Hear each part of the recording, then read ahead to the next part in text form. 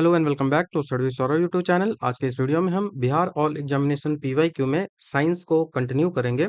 Science में हम आज फिजिक्स को स्टार्ट करने वाले हैं। फिजिक्स में ऑलमोस्ट आपको 1100 प्लस एमसीक्यूज हैं, उनको डिस्कस करूंगा। डिटेल्ड एक्सप्लेनेशन से उनको डिस्कस करूंगा। इस सीरीज में जितने भी बिहार में एग्जामिनेशंस हुए हैं अभी तक 2026 तक, तो उन सबको हम डिस्कस यहाँ पे करेंगे। 2026 जुलाई तक, अभी जुलाई चल रहा है ना, तो जुलाई तक को सारे क्वेश्चंस हैं उनको डिस्कस किया जाएगा, काफी डिटेल से डिस्कस किया जाएगा। तो ये इसका पार्ट नंबर 1 है और ऐसे ही ये कंटिन्यू जो है वो वीडियो चलेगा। और एक्सप्लेनेशन काफी डिटेल होगी, हिंदी और अंग्रेजी दोनों में चीजें आपको मिलेंगी, तो कोई भी प्रॉब्लम नहीं होगी। इसका पीडीएफ जो है वो आपको मेरे टेलीग्राम चैनल पे मिल जाएगा, उस बारे में आप कांटेक्ट कर सकते हो। इसी तरह से मैंने फिजिक्स हो, केमिस्ट्री हो, बायोलॉजी हो, इन सबको हम डिस्कस कर रहे हैं और वो सारा आपको कहाँ मिल जाएगा, तो वो सारा आपको मेरे YouTube channel Bihar all examination PYQ series है, वहां पे एक प्लेलिस्ट बनी हुई है इसी नाम से, इसमें आपको मिल जाएगा। इस प्लेलिस्ट का लिंक भी आपको डिस्क्रिप्शन में मिल जाएगा, वहां से इसको आप देख सकते हो। सारे वीडियोस यहाँ पे आपको मिलेंगे, ठीक है। इसमें मैंने बीपीएससी के जो एईडीओ का पेपर हुआ था उसको भी काफी डिटेल से डिस्कस किया है। ये पीडीएफ जहाँ पे सब कुछ मैंने अरेंज कर कर एक जगह पे रखा है, आपको यहाँ पे 2900 प्लस क्वेश्चन जो है वो फिजिक्स केमिस्ट्री बायोलॉजी के मिल जाएंगे। तो बिहार के एग्जामिनेशन का पीडीएफ चाहिए तो आप टेलीग्राम पे कांटेक्ट कर सकते हो, या फिर आप जो है वो व्हाट्सएप पे मैसेज कर सकते हो 94 71 96 58 40। तो यहाँ पे जानकारी आपको मिल जाएगी। पीडीएफ कुछ इस तरीके का होता है फिजिक्स केमिस्ट्री बायो तीनों का, तो वो आप बाई कर सकते हो, ठीक है। तो हम पहले जो क्वेश्चन है उससे इस सीरीज की को स्टार्ट करते हैं। पहला जो सीरीज क्वेश्चंस होगा ऑलमोस्ट 30 से 40 50 क्वेश्चन तक जाएगा, वो काफी इजी होगा क्योंकि वो यूनिटरी मेजरमेंट है, उससे सवाल होगा। तो पूछ रहा है कि टेस्ला जो है उसके इक्विवेलेंट कौन सा है, उसके समतुल्य जो है वो कौन सा है, equivalent to of two tesla, ठीक है। तो देखो सबसे पहले तो टेस्ला को समझना होगा। तो टेस्ला है क्या, तो टेस्ला जो है वो मैग्नेटिक फील्ड की इंटेंसिटी हो गई, या फिर मैग्नेटिक फ्लक्स डेंसिटी है, उसकी एसआई यूनिट है। टेस्ला है क्या, तो टेस्ला जो है, चीजें मैं थोड़ा सा हिंदी से ज्यादा अंग्रेजी लिखूंगा तो वो एक मैनेज कर लीजिएगा। टेस्ला जो होता है, बस बोल दूंगा दोनों। टेस्ला जो होता है वो क्या है, तो वो मैग्नेटिक फील्ड इंटेंसिटी है, या फिर मैग्नेटिक फ्लक्स डेंसिटी है। मैग्नेटिक फील्ड इंटेंसिटी है। मैग्नेटिक फील्ड इंटेंसिटी, कोई मैग्नेट है, उसमें जो उसकी मैग्नेटिक फील्ड जो है वो कैसे निकलती है, वो जो है वो मैग्नेटिक फील्ड कैसे निकलती है, तो कुछ इस तरीके से निकलती है ना, ऐसे निकलती है ना। तो वो मैग्नेटिक फील्ड इंटेंसिटी या फिर मैग्नेटिक फ्लक्स डेंसिटी की एसआई यूनिट जो है वो टेस्ला होता है। और इस टेस्ला को किससे डिनोट किया जाता है, तो इससे डिनोट किया जाता है बी से। बी जब भी लिखोगे तो इसके द्वारा इसी को डोनेट जो है वो किया डिनोट किया जाता है। अब जब मैग्नेटिक जो क्षेत्र होता है, मैग्नेटिक जो फील्ड होता है, उस मैग्नेटिक फील्ड में रखा गया कोई भी करंट कैरिंग यदि कंडक्टर है, तो उस पे लगने वाला जो जो फोर्स होगा ना, कोई मैग्नेटिक फील्ड में कोई यदि हम कंडक्टर रखते हैं जिसमें करंट जो है वो फ्लो हो रहा है, मान लिया कि ये एक कंडक्टर है और इसमें जो है वो करंट फ्लो हो रहा है, तो इलेक्ट्रॉन इसमें जो है वो फ्री इलेक्ट्रॉन होगा, तो इसका करंट जो है वो फ्लो हो रहा है। तो इलेक्ट्रॉन का मूवमेंट यदि इस साइड होगा तो करंट का फ्लो इस साइड होगा, उल्टा होता है, ये आपको पता भी है। तो यहाँ पे जब ये जो करंट वाला जब रखेंगे, तब यहाँ पे जो पूरा फॉर्मूला होगा वो फोर्स, कितना फोर्स जो है वो उस करंट पे लगेगा, तो वो फोर्स निर्भर करता है कि वो जो है वो उसमें जो है वो करंट कितना होगा, उसका जो है वो लेंथ कितना होगा, और उसका जो है वो मैग्नेटिक फील्ड कितना होगा। तो ये फॉर्मूला आपको याद रखना है, आई एल बी। इसमें आई जो है वो एम्पियर को दिखा रहा है, एल जो है वो लंबाई को दिखा रहा है, और बी जो है वो टेस्ला मैग्नेटिक फील्ड को दिखा रहा है, ठीक है। तो इस सूत्र से बी हम निकालेंगे, तो बी का मान निकालने पर क्या होगा, तो जब आप बी का मान निकालोगे तो एफ वाई आई एल हो जाएगा, ठीक है। एफ वाई आई एल, इन इकाइयों को याद इन ये जो यूनिट्स है इनको रखना है, आपको याद रखना है क्योंकि पूछा जाता है। तो टेस्ला बराबर क्या होता है, तो टेस्ला बराबर होता है न्यूटन पर एम्पियर मीटर, या फिर न्यूटन प्रति एम्पियर मीटर। ये क्या है, फोर्स है, तो फोर्स का इकाई क्या है, न्यूटन है। फोर्स का न्यूटन हो गया। जो करंट है, करंट का इकाई क्या है, तो जो एम्पियर है। करंट का इकाई जो है वो क्या है, वो एम्पियर है। और ये जो है वो लेंथ है, लेंथ का यूनिट क्या होता है, तो वो मीटर है। मीटर है तो क्या हुआ, न्यूटन। और भाग के लिए क्या होता है, पर, तो न्यूटन पर एम्पियर मीटर। न्यूटन पर एम्पियर मीटर, न्यूटन पर एम्पियर मीटर। तो यहां से आपका आंसर जो है वो ऑप्शन नंबर डी बन जाएगा। ऑप्शन नंबर डी बनेगा। ठीक है, तो ये आपको ध्यान रखना होगा। अभी आप और ऑप्शंस को देखोगे तो क्या आपको कुछ मिलता है, तो ऑप्शन नंबर ए में जब देखोगे कि न्यूटन पर एम्पियर दिया हुआ है, तो यह कोई भी भौतिक राशि का इकाई ऐसा नहीं होता है। ठीक है। दूसरा दिया हुआ है न्यूटन पर कुलम्ब, न्यूटन पर कुलम्ब, तो ये इलेक्ट्रिक फील्ड इंटेंसिटी जो होती है, न्यूटन पर कुलम्ब जो है वो इलेक्ट्रिक फील्ड इंटेंसिटी जो होती है, जिसको ई से डोनेट करते डिनोट करते हैं। इलेक्ट्रिक फील्ड इंटेंसिटी जो है इसका सूत्र होता है F बराबर क्यू, F बाई क्यू। अब यहाँ पे F जो है वो फोर्स को दिखा रहा है और Q जो है वो आवेश, उस पर चार्ज है उसको दिखा रहा है, तो न्यूटन पर कुलम्ब ये हो जाएगा, न्यूटन पर कुलम्ब हो जाएगा। न्यूटन पर एम्पियर सेकंड की बात करें तो न्यूटन पर एम्पियर सेकंड जो होता है वो वास्तव में कुलम्ब जो होता है, आवेश जो होता है उसी के बराबर होता है, क्योंकि यहां से क्या आप लिखोगे, यहां से जो आप लिखोगे वो लिखोगे Q बराबर आई टी। क्यू बराबर आई टी, बहुत इंपॉर्टेंट है, क्यू बराबर आई टी। तो यहाँ इसलिए यहाँ भी आप कह सकते हो कि न्यूटन प्रति कूलम्ब जो है वही जो है वो विद्युत क्षेत्र की इकाई होती है। इलेक्ट्रिक फील्ड की इकाई क्या होती है, तो न्यूटन पर कूलम्ब। तो यहाँ से ये याद आपको रखना है। कुछ एक्स्ट्रा फैक्ट मैं बताते चलता हूँ। जैसे कि आपको याद रखना है कि टेस्ला का नाम जो है वो, ये जो टेस्ला नाम है वो कहाँ से आया है, तो टेस्ला जो है वो निकोला टेल्सा टेस्ला है, उन्हीं के नाम पर ये टेस्ला जो यूनिट है वो रखा गया है। चुंबकीय क्षेत्र जो होता है, चुंबकीय क्षेत्र की एक और इकाई होती है जो सीजीएल में भी पूछा गया था और बीपीएससी में भी पूछा गया था। वो जो इकाई होती है उसको गॉस बोलते हैं, और गॉस लॉ से सवाल पूछा गया था एईडीओ में। ठीक है, गॉस लॉ 11th का कॉन्सेप्ट है, लेकिन याद आपको रखना है गॉस। गॉस जो है वो इलेक्ट्रिक फील्ड की ही इकाई होती है, जो कि सीजीएस प्रणाली में यूज किया जाता है। सीजीएस यूनिट इसका होता है, सीजीएस यूनिट इसका होता है। बाकी उतना याद रही रखना है कि एक टेस्ला बराबर कितना गॉस होता है, तो ऐसे याद रख सकते हो, एक टेस्ला जो होता है उसके बराबर होता है 10 to the power 4 gauss, 10 to the power 4 gauss. बाकी मैग्नेटिक फ्लक्स का एसआई यूनिट की बात करें, मैग्नेटिक जो फ्लक्स होता है, मैग्नेटिक फ्लक्स जो होता है इसकी एसआई यूनिट की बात करें तो मैग्नेटिक फ्लक्स का एसआई यूनिट जो होता है वो वेबर होता है। मैग्नेटिक फ्लक्स का एसआई यूनिट जो होता है वो वेबर होता है, वेबर। ठीक है, इसीलिए टेस्ला को वेबर पर वर्ग मीटर स्क्वायर भी कहते हैं। टेस्ला को क्या बोला जाता है, टेस्ला को बोला जाता है weber, weber per metre square भी टेस्ला को कहा जाता है। तो ये सब प्रश्न बाकी बहुत ज्यादा पूछे जाते हैं। तो याद रखिएगा कि मैग्नेटिक फील्ड का कौन कौन सा यूनिट हुआ, मैग्नेटिक फील्ड का कौन कौन सा यूनिट हुआ, तो पहला यूनिट जो हो गया वो टेस्ला हो गया। मैग्नेटिक फील्ड का पहला यूनिट जो हो गया वो टेस्ला हो गया, तो टेस्ला पहला यूनिट आप याद रख लोगे, पहला ये हो गया टेस्ला। दूसरा जो यूनिट होता है वो होता है वेबर पर मीटर स्क्वायर, तो ये जो है वो वेबर पर मीटर स्क्वायर जो है वो ये भी हो गया टेस्ला का ही यूनिट। उसके बाद जो है वो न्यूटन पर एम्पियर मीटर स्क्वायर, तो ये जो है वो तीसरा हो गया, न्यूटन न्यूटन पर एम्पियर मीटर स्क्वायर, तो ये जो है वो तीसरा हो गया, ये याद रख लो। उसके बाद इलेक्ट्रिक फील्ड का कौन सा हो गया, तो इलेक्ट्रिक फील्ड का जो यूनिट होता है वो हो गया Newton per coulomb, Newton per coulomb. ये जो है वो इलेक्ट्रिक फील्ड का हो गया न्यूटन पर कुलम, तो ये पहला इलेक्ट्रिक फील्ड का हो गया। उसके बाद जो है वो आप वोल्ट पर मीटर भी लिख सकते हो इसको, इसको आप वोल्ट पर मीटर भी लिख सकते हो, वोल्ट पर मीटर भी इसको लिखा जाता है, तो ये याद आपको रखना है। नेक्स्ट सवाल की ओर बढ़ते हैं। सवाल है कि माइक्रोफोन का काम क्या होता है। देखो माइक्रोफोन का काम, तो ये जो है वो साउंड सिग्नल को इलेक्ट्रिक सिग्नल में कन्वर्ट करता है, तो ये जो है वो साउंड सिग्नल को इलेक्ट्रिक सिग्नल में कन्वर्ट करता है। बहुत आसान सी चीज है, ठीक है, बहुत आसान है। देखो माइक्रोफोन एक प्रकार का ट्रांसड्यूसर है, माइक्रोफोन जो है वो एक प्रकार का ट्रांसड्यूसर है।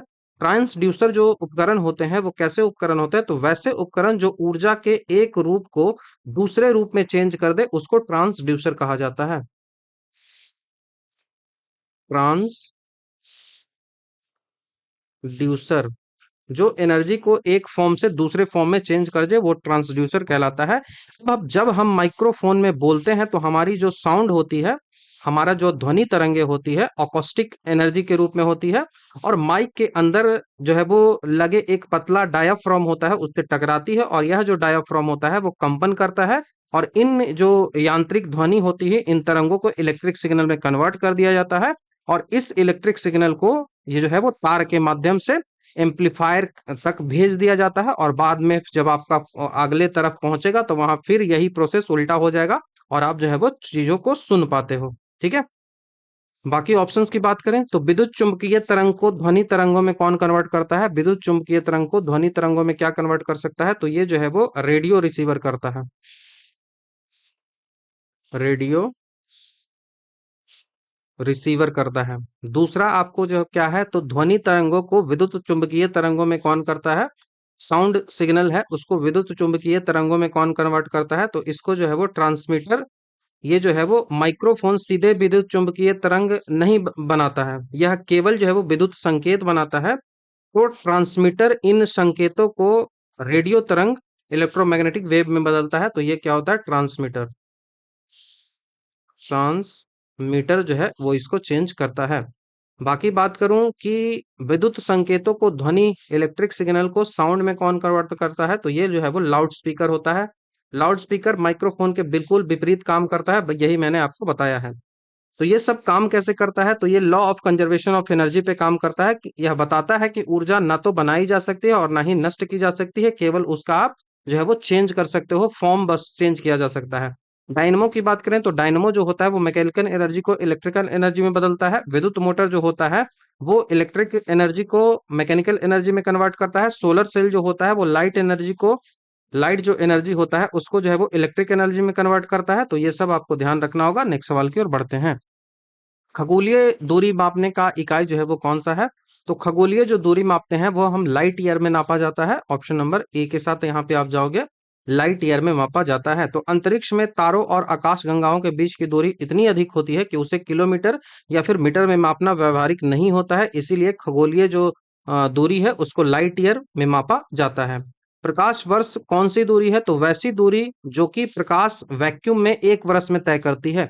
वैक्यूम में प्रकाश जो है वो एक वर्ष में जितनी दूरी तय करती है उसी को एक लाइट ईयर जो है वो कहा जाता है। प्रकाश की गति जो होती है वो लगभग 3 लाख किलोमीटर प्रति सेकंड होता है। प्रकाश की जो गति होती है वो लगभग कितना होता है? तो 3 लाख किलोमीटर प्रति सेकंड जो है वो होता है, मीटर पर सेकंड जो है वो होता है वैक्यूम में। तो एक प्रकाश वर्ष बराबर क्या होता है? एक लाइट ईयर बराबर क्या होता है? तो एक लाइट ईयर बराबर होता है 946 9.46 into 10 to the power 15 metre. ठीक है। तो ये आपको ध्यान देना है। ठीक है। तो ये वर्ष यहाँ पे लिखा गया है। वर्ष लिखने के बावजूद ये क्या है? ये टाइम का यूनिट नहीं है, ये जो है वो डिस्टेंस का यूनिट है। ये बहुत इंपॉर्टेंट है। अब दूरी मापने का आपसे पूछा जाए कि सबसे बड़ा यूनिट कौन सा है, तो वो पारसेक होता है। और एक पारसेक जो होता है, एक पारसेक जो होता है वो 3.26 लाइट ईयर के बराबर होता है। 3.6 लाइट ईयर के बराबर। उसके बाद जो है वो एस्ट्रोनॉमिकल यूनिट होती है, खगोलीय इकाई होती है। यह पृथ्वी और सूर्य के बीच की औसत दूरी को बताता है, जो कि 150 मिलियन किलोमीटर है। 150 मिलियन किलोमीटर होता है। तो ये सब प्रश्न आपसे पूछा जाता है। बाकी मैं एंगोस्ट्रम की बात करूं तो एंगोस्ट्रम जो है वो वेवलेंथ को दिखाता है। एंगस्ट्रम जो है वो बहुत ही सूक्ष्म दूरी मापने के लिए यूज किया जाता है। इसका उपयोग जो है वो वेवलेंथ, तरंगदैर्घ्य होता है उसके, या फिर परमाणु का जो आकार होता है उनको मापने के लिए किया जाता है। और एक एंगस्ट्रम जो होता है, एक एंगस्ट्रम बराबर कितना होता है? तो एक एंगस्ट्रम बराबर 10 to the power-10 मीटर होता है। 10 to the power-10 मीटर। और बेबर तो अभी मैंने आपको बताया। बेबर क्या है? तो बेबर जो है वो मैग्नेटिक फ्लक्स का इकाई है। और लक्स की बात करें तो लक्स जो है वो ल्यूमिनेंस का इकाई होता है, या फिर प्रकाश की तीव्रता की ये इकाई होती है। ल्यूमिनेंस, प्रतिदीप्ति उसको कहा जाता है। तो बहुत आसान सा सवाल है। चलिए नेक्स्ट क्वेश्चन की ओर बढ़ते हैं। सवाल है कि उच्च तापमान को अधिक दूरी से मापने के लिए उपयोग किया जाने वाला उपकरण क्या है? हाई टेम्परेचर को हमको मापना है तो बहुत दूर से हमको मापना पड़ेगा, तो इसके लिए पायरोमीटर का यूज करते हैं। इसके लिए पायरोमीटर जो है उसका यूज करते हैं। तो देखो पायरोमीटर जो है वो एक रिमोट सेंसिंग थर्मोमीटर है। ये जो है वो एक रिमोट सेंसिंग थर्मोमीटर है जिसका उपयोग किसी वस्तु की भौतिक संपर्क में आए बिना, उसको फिजिकली टच किए बिना हम जो है वो अत्यधिक टेम्परेचर को बहुत आसानी तरीके से माप सकते हैं। यह जो उपकरण होता है वो स्टीफन बोल्ट्जमैन के लॉ पर काम करता है। ये क्या है? तो ये है remote sensing thermometer. Remote sensing thermometer work किस लॉ पे करता है? तो ये करता है स्टीफन बोल्ट्जमैन का नियम। स्टीफन बोल्ट्जमैन का नियम।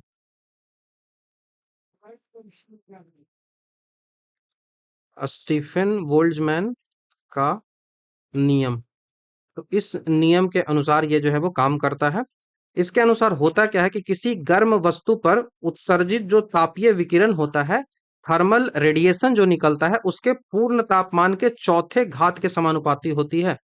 तो स्टीफन बोल्ट्जमैन का जो लॉ है उसके अनुसार होता है किसी गर्म वस्तु के द्वारा कोई एक सब्सटेंस है, इस सब्सटेंस के द्वारा जो थर्मल एनर्जी निकल रही है, जो थर्मल रेडिएशन निकल रहा है, विकिरण जो निकल रहा है, ये रेडिएशन पूर्ण तापमान के, ये जो पूरा तापमान होगा ना, ये रेडिएशन कितना होगा? तो ये पूर्ण तापमान का समानुपाती होगा।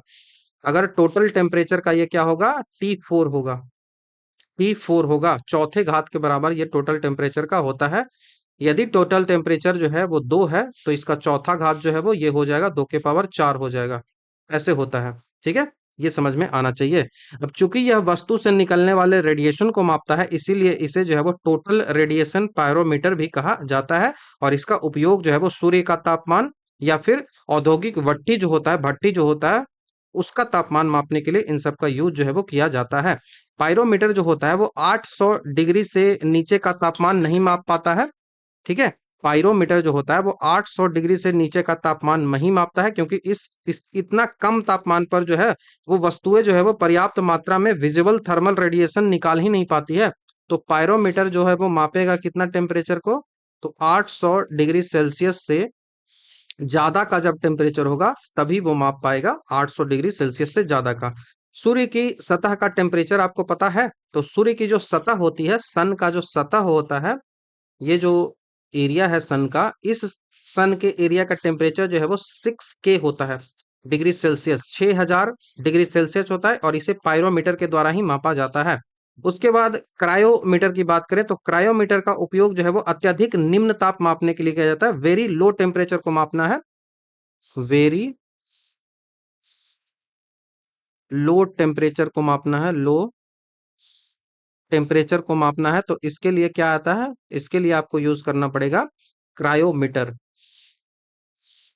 क्रायोमीटर इंपॉर्टेंट है, सवाल कई बार पूछा जाता है। क्रायोमीटर।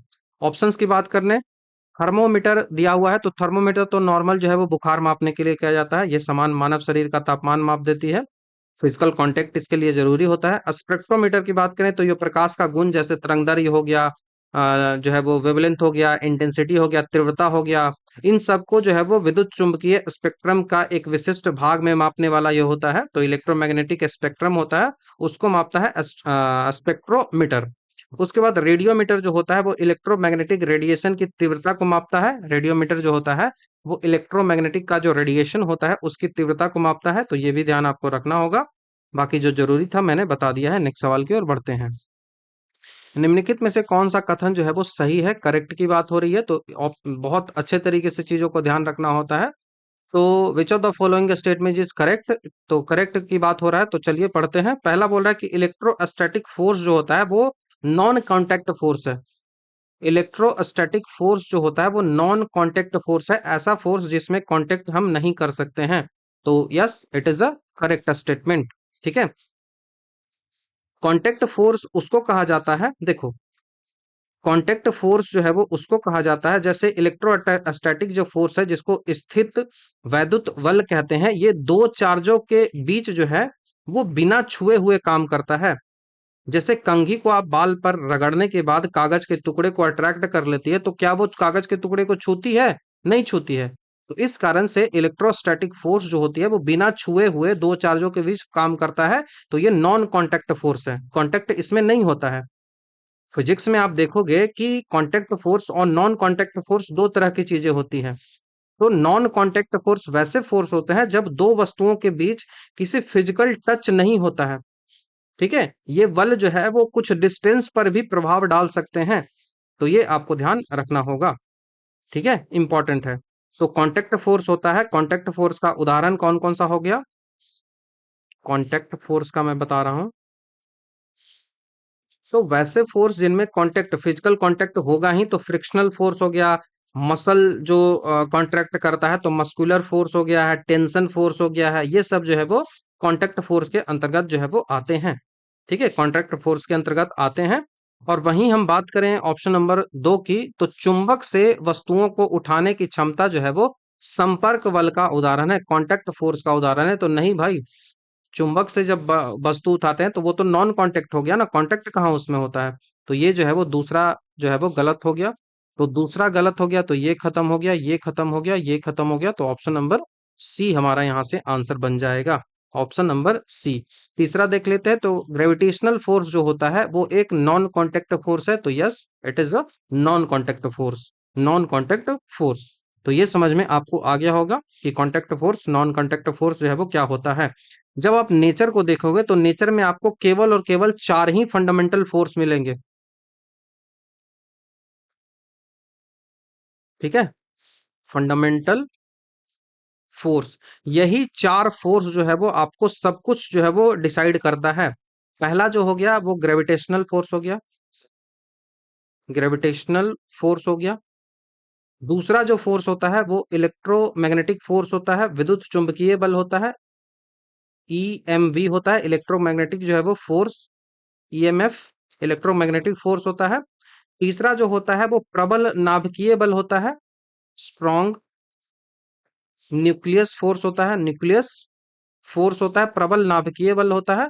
और चौथा जो फोर्स होता है वो होता है वीक नाभिकीय बल, वीक न्यूक्लियस फोर्स। तो यही चार फोर्स जो है वो मिलता है आपको। अब इन चार फोर्सों में गुरुत्वाकर्षण बल जो होता है वो प्रकृति का सबसे कमजोर फोर्स होता है। ग्रेविटेशनल जो फोर्स होता है वो क्या है, तो वीकेस्ट फोर्स है, वीकेस्ट फोर्स सबसे कमजोर है। ठीक है, सबसे कमजोर फोर्स जो है वो यही होता है। और सबसे जो स्ट्रॉन्ग फोर्स की बात करें, वो स्ट्रॉन्ग फोर्स जो होता है, स्ट्रॉन्गेस्ट जो फोर्स होता है वो स्ट्रॉन्ग न्यूक्लियर फोर्स होता है, स्ट्रॉन्ग न्यूक्लियर फोर्स होता है, वो स्ट्रॉन्गेस्ट होता है। तो ये आपको ध्यान रखना होगा, weakest fundamental force gravity, strongest fundamental force तो स्ट्रॉन्ग न्यूक्लियर फोर्स। ठीक है, और उसके बाद जो है वो वीक न्यूक्लियर फोर्स आएगा, तब जाके है वो वीक न्यूक्लियर फोर्स, देन जाके इलेक्ट्रोमैग्नेटिक फोर्स आएगा। तो इसको सजाने के लिए भी पूछ लिया जाता है, तो ये भी ध्यान आपको रखना होगा। नेक्स्ट सवाल की ओर बढ़ते हैं। सवाल है कि एसी करंट को कैसे उत्पन्न करता है। एसी जो करंट होता है, अल्टरनेटिंग जो करंट होता है, लिख देता हूं पहले, अल्टरनेटिंग करंट होता है। अल्टरनेटिंग करंट मतलब क्या होता है, प्रत्यावर्ती धारा। इस बारे में पूछा जा रहा है, प्रत्यावर्ती धारा। तो पूछ रहा है कि जो अल्टरनेटिंग करंट होता है वो कैसे जनरेट किया जाता है, ये पूछ रहा है। तो इलेक्ट्रिक करंट जो होता है, जो अल्टरनेटिंग करंट होता है वो विद्युत धारा है जो एक निश्चित समय अंतराल के बाद अपनी दिशा, जो डायरेक्शन होता है और मैग्नीट्यूड जो होता है वो हमेशा चेंज करते रहता है। एक टाइम होगा, उस टाइम पीरियड में वो अपना डायरेक्शन और उसी के साथ साथ उसका जो मैग्नीट्यूड होता है, मैग्नीट्यूड मतलब परिणाम, वो चेंज करता है। अब एसी करंट को एसी डायनेमो या फिर एसी जनरेटर, एसी अल्टरनेटर का उत्पन्न के द्वारा जो है वो उत्पन्न किया जा सकता है। तो इसका जो आंसर होगा वो डायनेमो होगा, ऑप्शन नंबर बी हमारा यहाँ से आंसर होगा। ऐसे रहता है कॉइल, और इस पे जो है वो इस पे जो है वो कॉपर का ऐसे ऐसे कोटिंग कर दी जाती है। और यही जब इसको जो है वो क्या किया जाता है, इसको जो है वो फिर से घुमाया जाता है, इसको जो है वो ऐसे घुमाया जाता है और घुमाएंगे तो इस पे जो है वो फोर्स जो है वो इस घुमाने के कारण जो है वो इलेक्ट्रिक फील्ड जो है वो पैदा होती है, इलेक्ट्रिक जो है वो पैदा होती है। तो इस बारे में चर्चा करेंगे, आगे डिटेल से करेंगे। ठीक है। तो डायनेमो जो होता है वो इलेक्ट्रोमैग्नेटिक इंडक्शन के सिद्धांत पर काम करता है। डायनेमो जो होता है वो इलेक्ट्रोमैग्नेटिक इंडक्शन जो होता है उस पर यह काम करता है। जब एक क्वाइल जो होता है, ये कुंडली है, इसी को क्वाइल कहते हैं। जब एक जो क्वाइल है उसको शक्तिशाली चुंबकीय क्षेत्र के बीच जो है वो घुमाया जाता है, तो वहां पे मैकेनिकल एनर्जी जो है वो इलेक्ट्रिकल एनर्जी में कन्वर्ट होता है, जिससे एसी करंट जो है वो बनता है। इधर जो है वो मैग्नेटिक फील्ड है, इधर मैग्नेटिक फील्ड है, और इसी मैग्नेटिक फील्ड में घुमाएंगे तो यहाँ जो है वो इसी घुमाने के कारण क्या है, घुमाना जो हो गया वो मैकेनिकल फोर्स है, और वही मैकेनिकल फोर्स जो है वो इलेक्ट्रिकल फोर्स में कन्वर्ट हो जाएगा। तो डायनमो क्या करता है, डायनमो जो करता है वो मैकेनिकल फोर्स को चेंज करता है इलेक्ट्रिकल में, इलेक्ट्रिकल फोर्स में चेंज करता है। ये आपको ध्यान रखना होगा। जो इलेक्ट्रोमैग्नेटिक इंडक्शन है इसकी खोज सबसे पहले किसने की थी, इलेक्ट्रोमैग्नेटिक इंडक्शन, चुंबकीय प्रेरण, विद्युत चुंबकीय प्रेरण, इसकी खोज जो है वो माइकल फैराडे ने की थी। माइकल फैराडे, माइकल फैराडे ने इसकी जो है वो खोज की थी। भारत में जब आप देखते हो अपने घरों में आप चेक करोगे तो घरों में जो एसी करंट की जो फ्रीक्वेंसी होती है वो कितनी होती है, ये पूछा जाता है। तो भारत की बात कर रहा हूँ, ऐसा नहीं दूसरे कंट्री की बात हो रही है, ये इंडिया की बस बात हो रही है। इंडिया में एसी जो करंट होता है उसकी फ्रीक्वेंसी सबसे पहले आपसे पूछी जा सकती है। फ्रीक्वेंसी मतलब आवृत्ति आपसे पूछी जा सकती है कि उसकी जो आवृत्ति है वो कितनी होती है। तो आवृत्ति जो है वो 50 हर्ट्ज होती है। आवृत्ति को हर्ट्ज में नापा जाता है, ये आपको ध्यान रखना है। 50 हर्ट्ज का मतलब क्या हुआ, इसका मतलब हुआ कि 1 सेकंड में 50 बार अपनी जो है वो दिशा बदलती है। 1 सेकंड में 50 बार जो है वो डायरेक्शन चेंज होता है, डायरेक्शन चेंज जो है वो होता है, ये आपको ध्यान रखना चाहिए।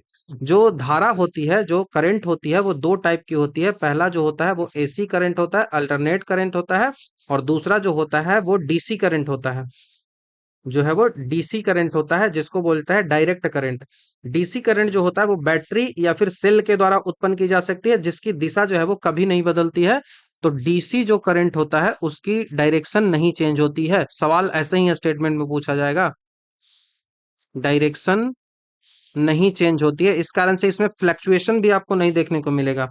आपसे पूछा जा सकता है कि जो एसी करंट है, आपके घर में एसी करंट आ रहा था, अब एसी करंट खत्म हो गया तो आप घर में इन्वर्टर लगाते हो, इन्वर्टर से जो है वो बैटरी को चार्ज करते हो, और फिर जो है वो आपको जो है वो काम करने लगता है, बैटरी से फिर जो है वो इन्वर्टर के पास जाता है, इन्वर्टर उसको फिर से एसी में चेंज कर देता है। तो ये काम कैसे करता है, तो एसी करंट को डीसी करंट में कौन कन्वर्ट करता है, एसी करंट को डीसी करंट में कौन कन्वर्ट करता है, तो एसी करंट को डीसी करंट में कन्वर्ट करने वाला जो उपकरण होता है उसको बोलते हैं रेक्टिफायर, रेक्टिफायर। यही जो है वो इन्वर्टर में लगा हुआ रहता है। ये रेक्टिफायर हो गया, ये रेक्टिफायर हो गया, एसी को डीसी में कन्वर्ट कर दिया और हमने बैटरी को चार्ज कर लिया। ठीक है। अब दूसरा जो आता है वो क्या आता है, डीसी आ गया। अब लाइट मान लो कि कट गई, लाइट जो है वो गुल हो गई, तो लाइट गुल होने के बाद भी आपका घर का जो है वो पंखा बॉल चलते रहता है, वो किस कारण से चलता है, क्योंकि अब डीसी से तो वो चलेगा नहीं। तो डीसी से ये नहीं होगा, तो डीसी से सबसे पहले उसको क्या करना पड़ेगा, डीसी से फिर उसको एसी में कन्वर्ट करना पड़ेगा, तभी तो चल पाएगा। तो डीसी से जो एसी में कन्वर्ट होता है वो कहलाता है इन्वर्टर, इन्वर्टर। जो डीसी को एसी में कन्वर्ट करता है, एसी को डीसी में जो कन्वर्ट करता है रेक्टिफायर। ये आपको ध्यान रखना होगा, बहुत इंपॉर्टेंट है। तो कभी भी ये सवाल आपसे पूछा जा सकता है। नेक्स्ट सवाल की ओर बढ़ते हैं।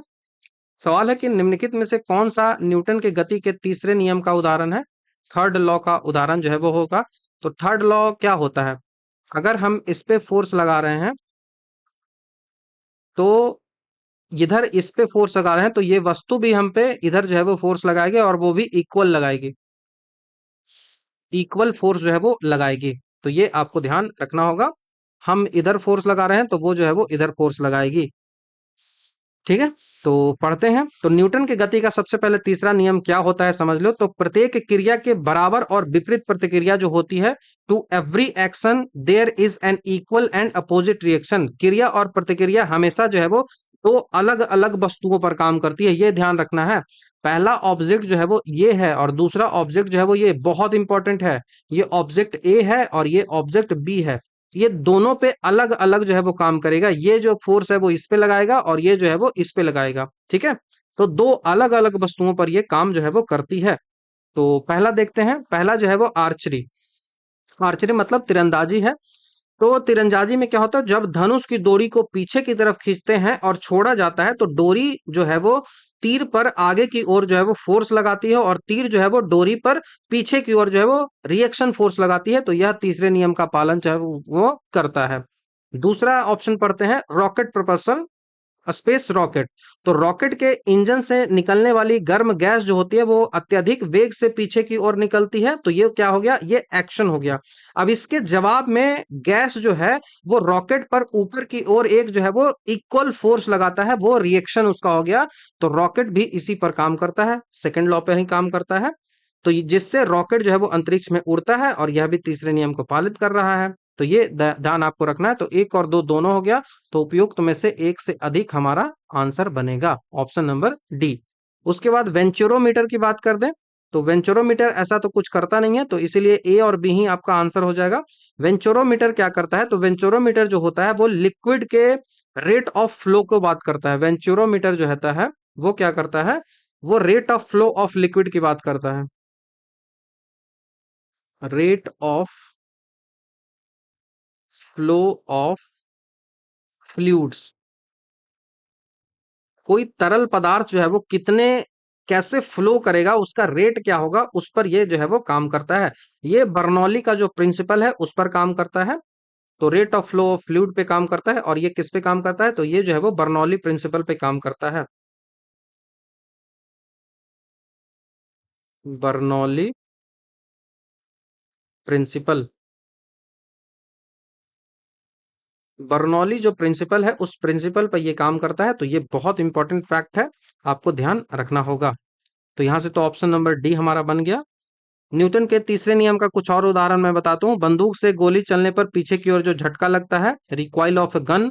मनुष्य का जमीन पे चलना हो गया, पानी में तैरना हो गया। फर्स्ट लॉ जो होता है उसको लॉ ऑफ इनर्शिया कहते हैं। सेकंड लॉ जो होता है वो एफ बराबर एम ए, और मोमेंटम की अवधारणा यहीं से जो है वो निकलती है। तो ये आपको ध्यान रखना होगा। नेक्स्ट सवाल की ओर बढ़ते हैं। सवाल जो है वो पूछ रहा है कि फुटबॉल के खेल में एक गोलकीपर फुटबॉल को गोल में पकड़ने के बाद अपना हाथ जो है वो पीछे की ओर खींचता है। तो यह गोलकीपर किस प्रकार जो है वो सक्षम बनता है, तो वो मोमेंटम को कम करता है। तो संवेग परिवर्तन की दर को वो कम करता है। तो ऑप्शन नंबर ए हमारा रिड्यूस करता है rate of change of momentum को। जितना ज्यादा डिस्टेंस मिलेगा उतना ही ज्यादा जो है वो उसका मोमेंटम जो होगा वो चेंज होगा। तो न्यूटन के गति का जो दूसरा नियम है, उस दूसरे नियम का ये उदाहरण है कि किसी वस्तु पर लगाया गया बल उसके संवेग परिवर्तन की दर rate of change of momentum के अनुक्रमानुपाती होती है। अनुक्रमानुपाती मतलब इनवर्सली प्रोपोर्शनल होती है। तो जो rate of change of momentum है वो यहाँ पे इस तरीके से होता है, एफ बराबर delta P by delta T. Delta मतलब चेंज होता है, तो यहाँ पे एफ जो है वो फोर्स को दिखा रहा है, डेल्टा पी संवेग में परिवर्तन को दिखा रहा है और डेल्टा टी जो है वो समय में परिवर्तन को दिखा रहा है।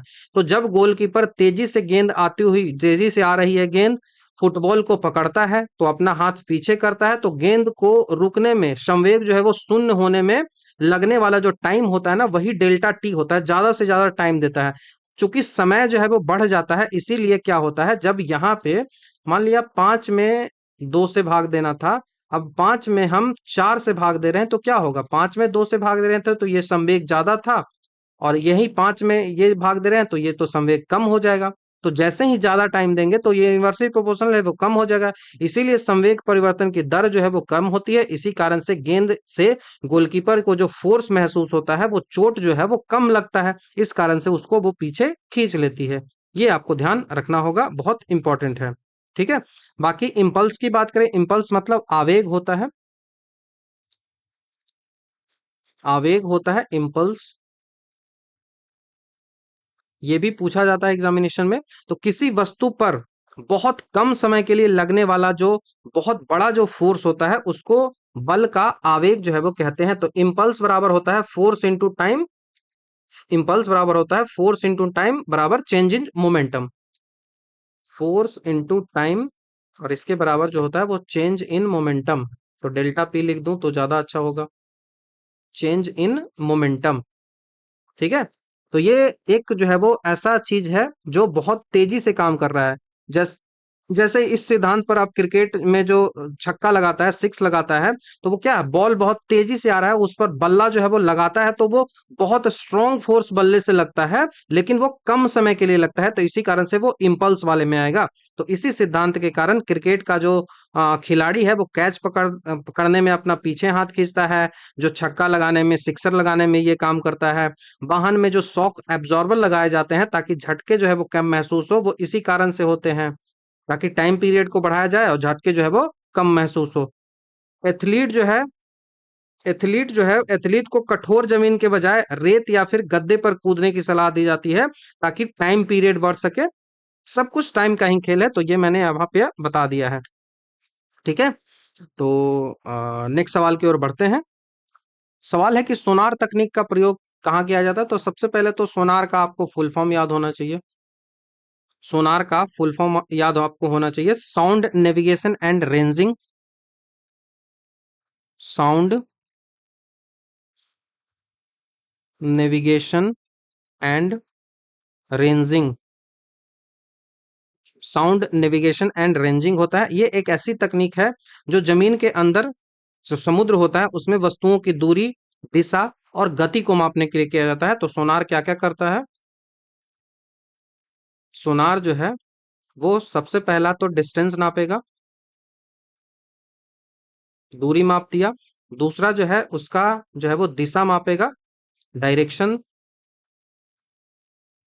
कि किस दिशा में है। और तीसरा जो है वो क्या मापेगा, तो उसकी जो है वो गति मापेगी, स्पीड मापेगी कि स्पीड जो है वो क्या है। अब इन सब के लिए सोनार जो है वो यूज क्या करता है, तो वो यूज करता है अल्ट्रासोनिक वेव को। अल्ट्रासोनिक वेव्स जो होती है उसको यूज करता है। अल्ट्रासोनिक वेव मतलब कि प्रसर्व जो तरंगे होती है उसका उपयोग करता है। तो सोनार उपकरण में एक ट्रांसमीटर और एक रिसीवर होता है। ट्रांसमीटर जो है वो अल्ट्रासोनिक वेव को भेजता है जो पानी के नीचे किसी वस्तु, खास करके पहाड़ी होगी, हिमशैल होगी, पनडुब्बी हो गया या समुद्र तल हो गया, इन सब से टकराकर और वापस जो है वो इको के रूप में प्रतिध्वनि आपको मिलता है और उससे हम रिसीवर में रिसीव कर लेते हैं। तरंग के जाने और वापस आने में जो समय लगता है और पानी में जो ध्वनि की गति होती है, इसका उपयोग करके हम वस्तु की दूरी निकाल देते हैं। अब हमने कोई तरंग भेजा, यहाँ है जमीन के नीचे, मान लो यहाँ पे कोई वस्तु था, तो यहाँ पे हमने अल्ट्रासोनिक वेव भेज दी, तो अल्ट्रासोनिक वेव नीचे गया। ठीक है। अब इसको नीचे जाने के बाद फिर से ये ऊपर आएगा, तो रिसीव हमने यहाँ पे कर लिया इसको। अब पूरा नीचे गया और ऊपर जाने में टाइम जो है वो T1 और T2 लगा, तो टोटल टाइम जो है मैंने कह दिया कि टाइम जो है वो T लग गया। ठीक है, टाइम जो है वो T लग गया। उसके बाद पानी में ध्वनि का जो है वो गति क्या था, वेलोसिटी क्या था, तो पानी में ध्वनि का वेलोसिटी जो है वो v था। तो इसका उपयोग करके हम वस्तु की दूरी निकाल सकते हैं। तो d बराबर क्या होता है, d बराबर v into T by two होता है।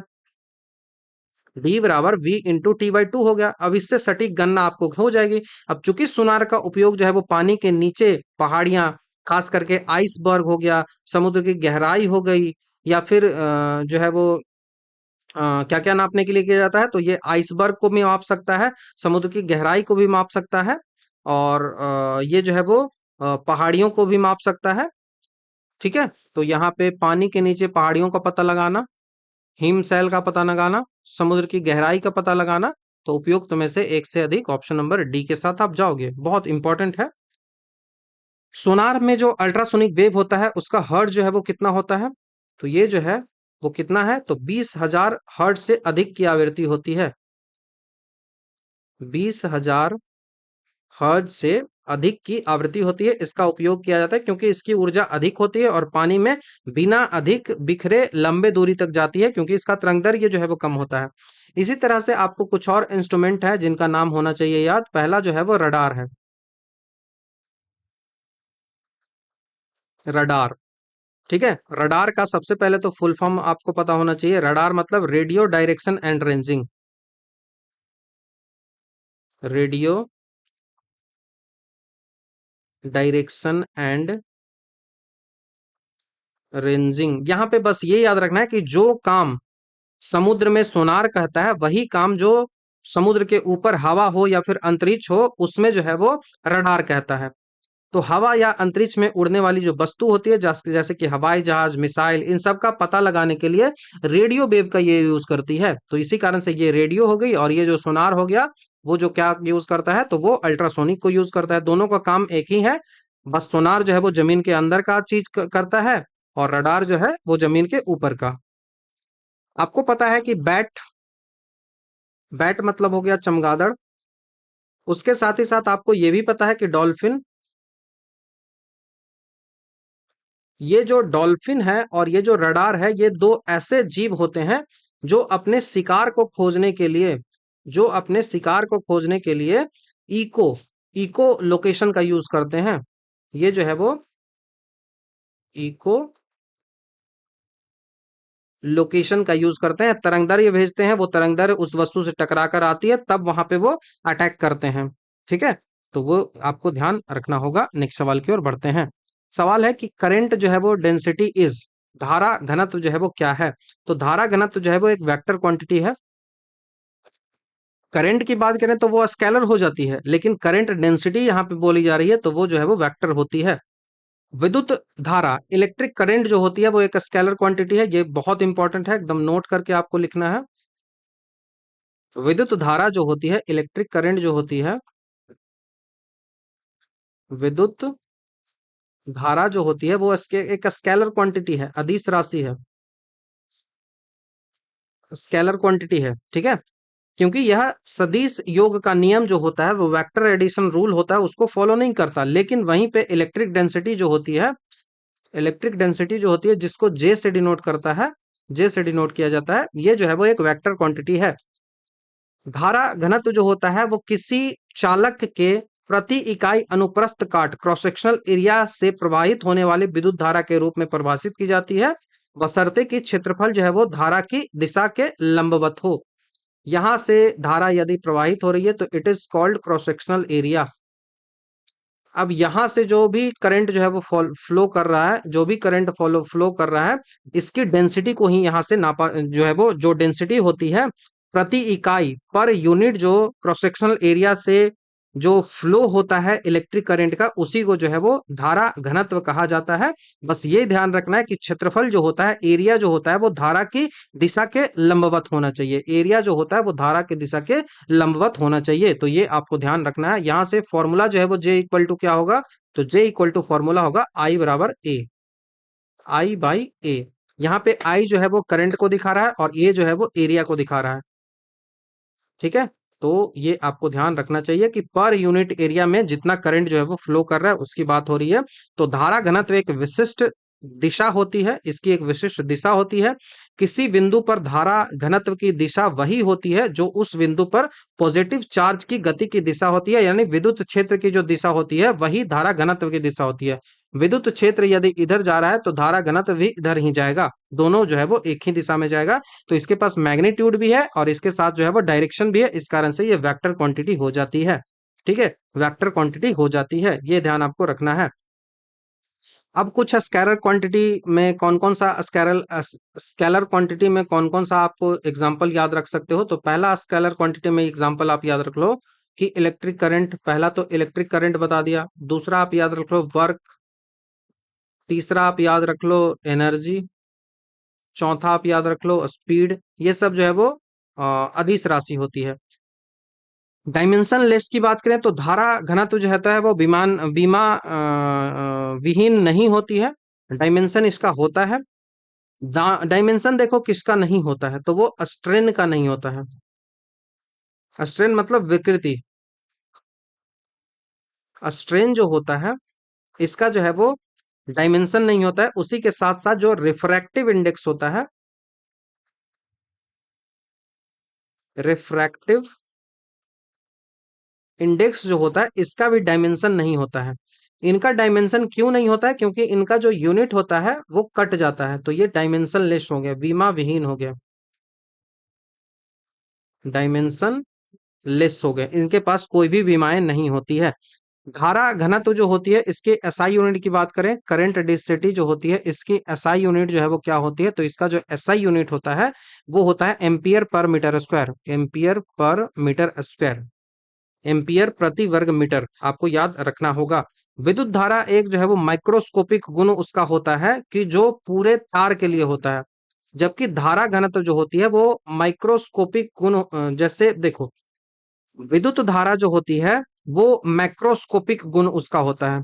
इलेक्ट्रिक जो करंट होती है, इलेक्ट्रिक करंट का जो गुण है वो मैक्रोस्कोपिक है, मैक्रोस्कोपिक है।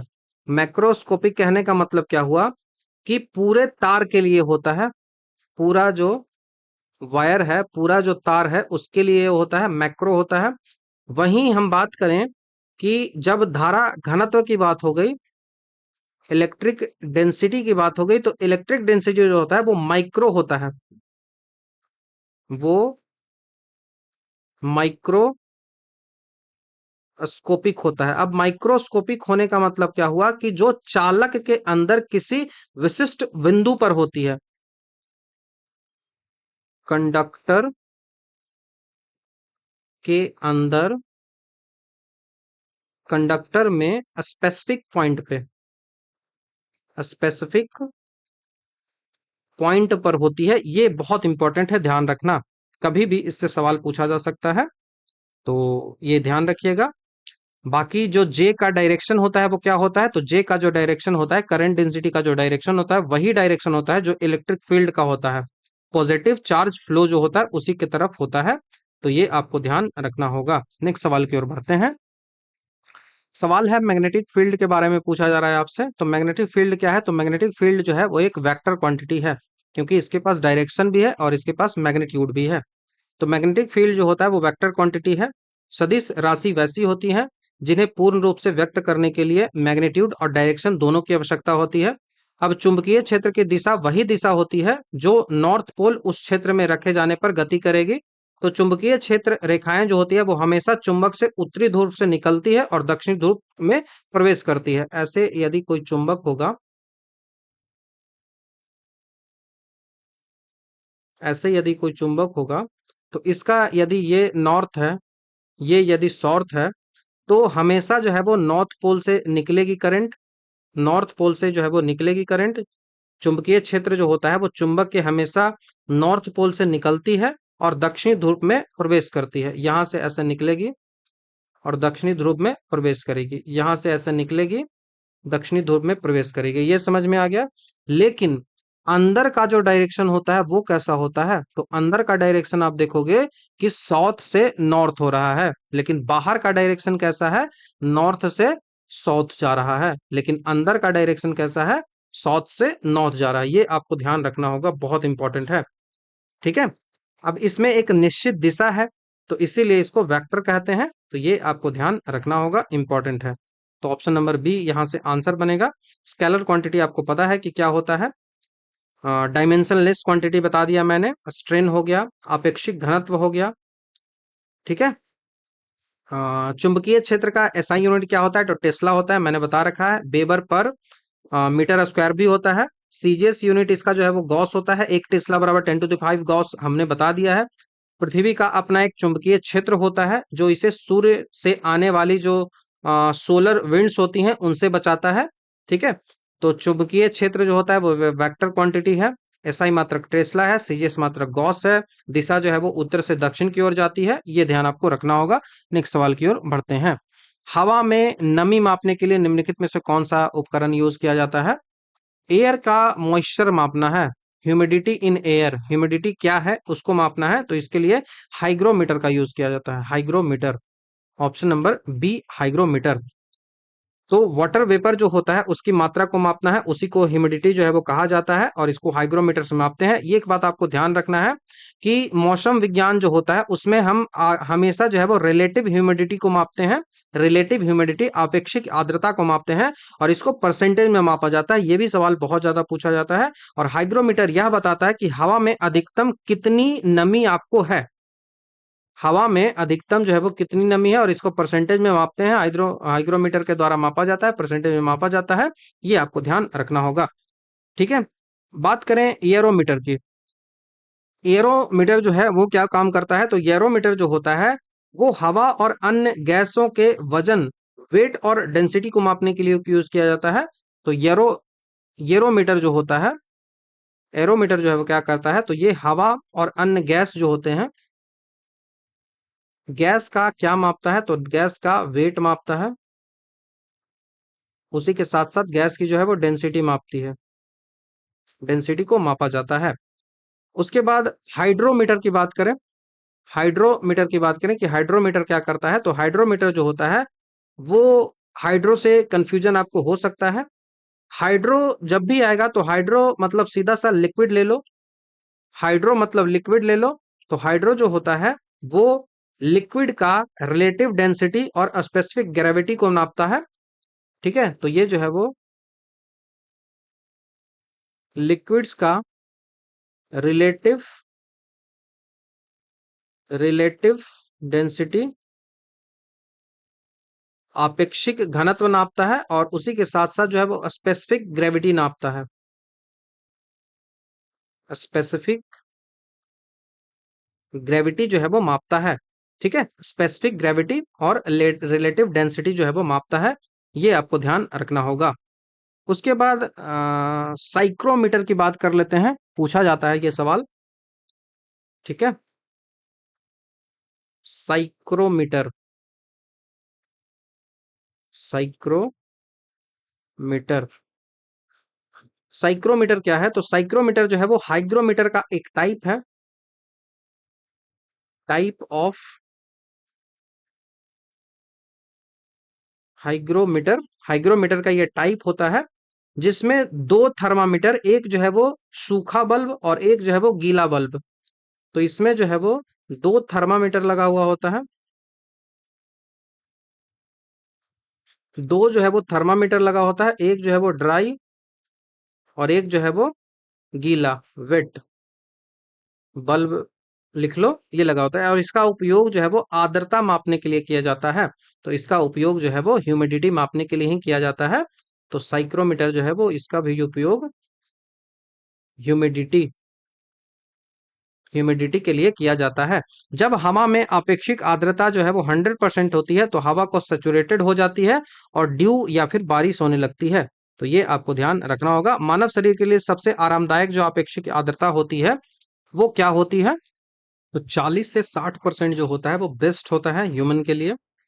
ठीक है, तो हाइग्रोमीटर ह्यूमिडिटी मापता है, हाइड्रोमीटर डेंसिटी ऑफ लिक्विड मापता है, एयरोमीटर गैस का डेंसिटी मापता है। नेक्स्ट सवाल की ओर बढ़ते हैं। निम्नलिखित में से आपेक्षिक घनत्व के लिए सही इकाई जो है वो क्या है, रिलेटिव डेंसिटी के लिए यूनिट जो है वो क्या होता है, तो देखो ये जो है वो इसका यूनिट होता ही नहीं है, यूनिट जो है वो कट जाता है। तो इस कारण से ये जो होगा वो ऑप्शन नंबर बी होगा। इसी कारण से ये डायमेंशन लेस भी होता है, ऑप्शन नंबर बी। ठीक है, जो आपेक्षिक घनत्व होता है वो किसी पदार्थ का घनत्व और एक जो है वो संदर्भ पदार्थ, आमतौर पर जो है वो पानी का जो 4 डिग्री सेल्सियस पर टेम्परे जो घनत्व होता है उसी घनत्व के रेशियो का होता है। तो इसका जो अपेक्षिक घनत्व होता है उसका सूत्र होगा कि पदार्थ का घनत्व, density of substance, density of substance बटा डेंसिटी ऑफ वाटर, ऐसे ही जाएगा। अब दोनों जगह डेंसिटी डेंसिटी है, इस कारण से इसका यूनिट जो है वो कम जाता है, क्योंकि दोनों समान भौतिक राशियां हैं, घनत्व घनत्व है। इसीलिए अंश और हर दोनों में, नोमिनेटर और डिनोमिनेटर दोनों में केजी मीटर स्क्वायर एक दूसरे को काट देता है। घनत्व का क्या होगा, केजी पर मीटर स्क्वायर, तो ये दोनों तरफ से कट जाता है, इस कारण से इसका कोई भी यूनिट जो है वो नहीं होता, ये यूनिट लेस होता है। इसी कारण से ये डायमेंशन लेस भी होता है। ठीक है, तो डेंसिटी का जो यूनिट होता है वो क्या होता है, केजी पर मीटर स्क्वायर। प्रेशर का जो यूनिट होता है वो केजी पर सेंटीमीटर स्क्वायर होता है। या फिर स्ट्रेस को मापते हैं इसी से, लेकिन जब वो डायमेंशन लेस हो जाता है, जब वो स्ट्रेन की बात आएगी, स्ट्रेन। ठीक है, ये ध्यान रखिएगा। स्पेसिफिक ग्रेविटी भी अपेक्षिक घनत्व को कहा जाता है, इसे हाइग्रोमीटर से माप लेते हैं, ध्यान आपको रखना है। और बाकी वैसा कुछ नहीं है। नेक्स्ट सवाल की ओर बढ़ते हैं। सेंट्रीपिटल फोर्स जो है वो रिस्पॉन्सिबल होता है किसके लिए? कोई वस्तु अगर गोल घूम रही है, अगर उसको गोल घूमना है तो उसको बाहर की ओर जो है वो सेंट्रीपिटल फोर्स जो है वो लगना होगा, अंदर की ओर। और बाहर की ओर एक स्यूडो फोर्स लगता है जिसको बोलते हैं सेंट्रीफ्यूगल फोर्स। Centrifugal force. ठीक है, तो ये याद रखना है। तो यदि किसी को वृत्त में घुमाना है, keep object moving on circular path, तो उसके लिए सेंट्रीपिटल फोर्स चाहिए, सेंटर की ओर फोर्स चाहिए। ठीक है, तो सेंट्रीपिटल फोर्स वैसा फोर्स होता है जो सर्कुलर पाथ पे घुमाने के लिए जरूरी होता है, और हमेशा वृत्त के केंद्र की ओर जो है वो लगती रहती है ये फोर्स। और ये फोर्स क्या होता है, तो ये फोर्स होता है F बराबर m v square, m v square by r, m v square by r.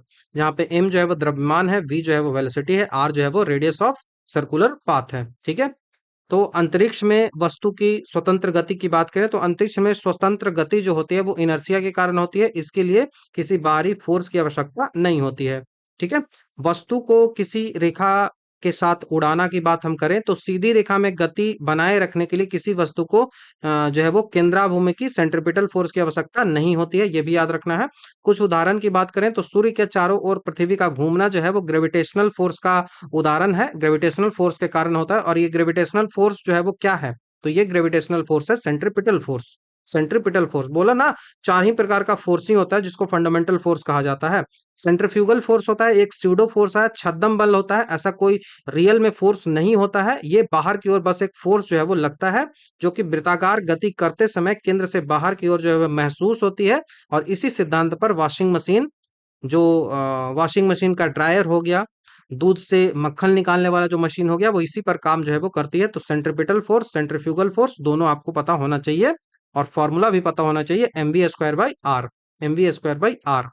ठीक है, नेक्स्ट सवाल की ओर बढ़ते हैं। करेक्ट आपको बताना है, करेक्ट रिलेशन कौन सा है।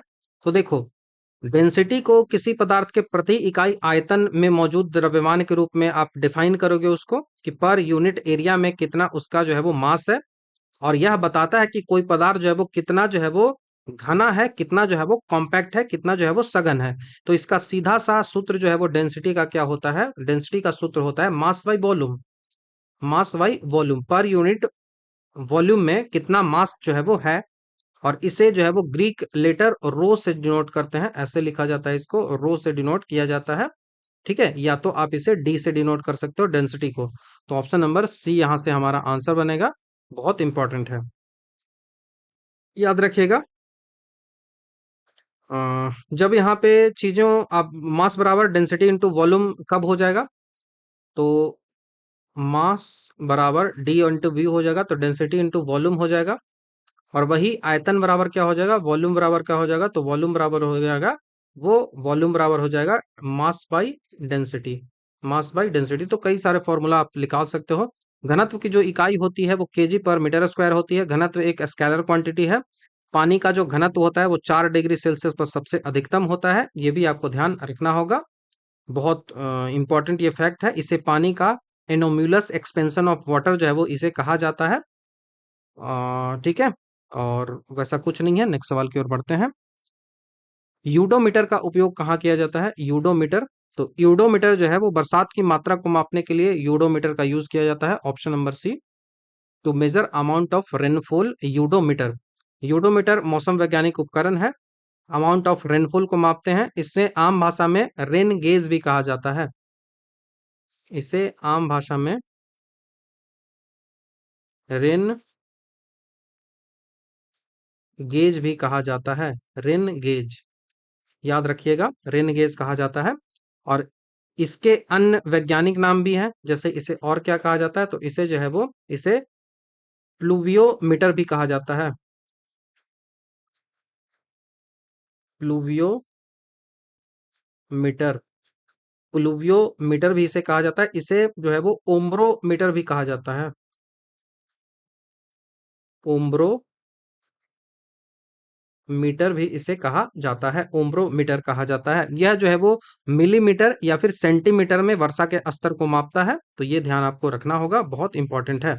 वर्षा मापने वाला उपकरण को खुले मैदान में रखा जाता है ताकि पेड़ या इमारतों का पानी जो है वो उसमें ना गिरे। ठीक है, ये ध्यान रखिएगा। बाकी एनीमोमीटर जो होता है वो विंड स्पीड को मापता है। विंड वेन जो होता है वो विंड के डायरेक्शन को मापता है, तो ये बहुत इंपॉर्टेंट है। विंड, हवा जो है उसकी स्पीड को यदि मापना है तो ये स्पीड को कौन मापेगा? स्पीड को मापेगा एनीमोमीटर। एनीमोमीटर। लेकिन वहीं विंड का यदि डायरेक्शन की बात करें कि विंड का डायरेक्शन किधर है, तो विंड के डायरेक्शन को मापने वाला जो होता है उसको बोलते हैं wind vane. Wind vane, wind vane उसको कहा जाता है। ठीक है। बाकी हवा में धूल कण की मात्रता को यदि मापना है, हवा में धूल कण की मात्रता to measure dust particle in air, तो इसके लिए जो यूज किया जाता है उसको कोनी मीटर कहा जाता है। उसको बोला जाता है कोनी मीटर। कोनी मीटर उसको बोला जाता है, ये ध्यान आपको रखना है। यह एयर क्वालिटी मॉनिटरिंग का उपकरण है। एक्यूआई जो एयर क्वालिटी इंडेक्स होता है ना, वो इसी से मापा जाता है। मोटर वाहनों की रफ्तार को यदि मापना है तो determine speed of the motor vehicle, तो मोटर व्हीकल के स्पीड को मापने के लिए स्पीडोमीटर होता है। स्पीडोमीटर जो है वो होता है। मनुष्य की नाड़ी जो मापना है, पल्सेस को मापना होता है। पल्सेस को यदि मनुष्य का मापना है तो पल्स किससे मापा जाता है? तो पल्स स्फिग्मो मैनोमीटर से मापा जाता है। स्फिग्मो, स्फिग्मोग्राफ। ठीक है, स्फिग्मोग्राफ से मापा जाता है।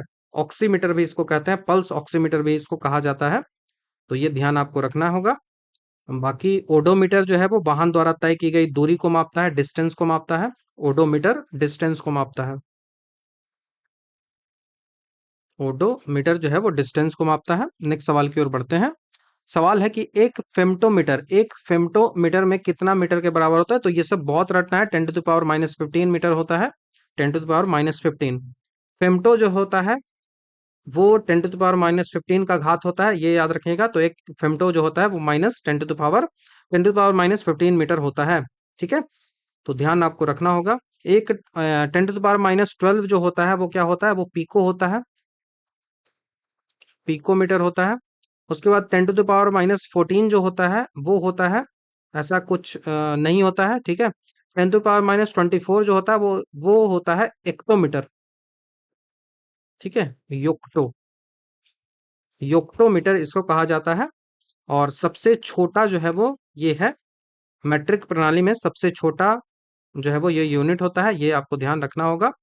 परमाणु के नाभिक का आकार जो है वो लगभग कितना होता है?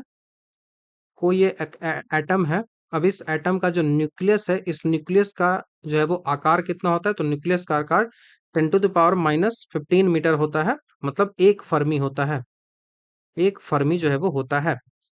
कोई एटम का पूरा आकार, पूरा एटम का जो है वो साइज हमको बताना है, तो वो होगा 10⁻⁻10 मीटर होगा, मतलब एक एंगस्ट्रम होगा। एक एंगस्ट्रम होगा।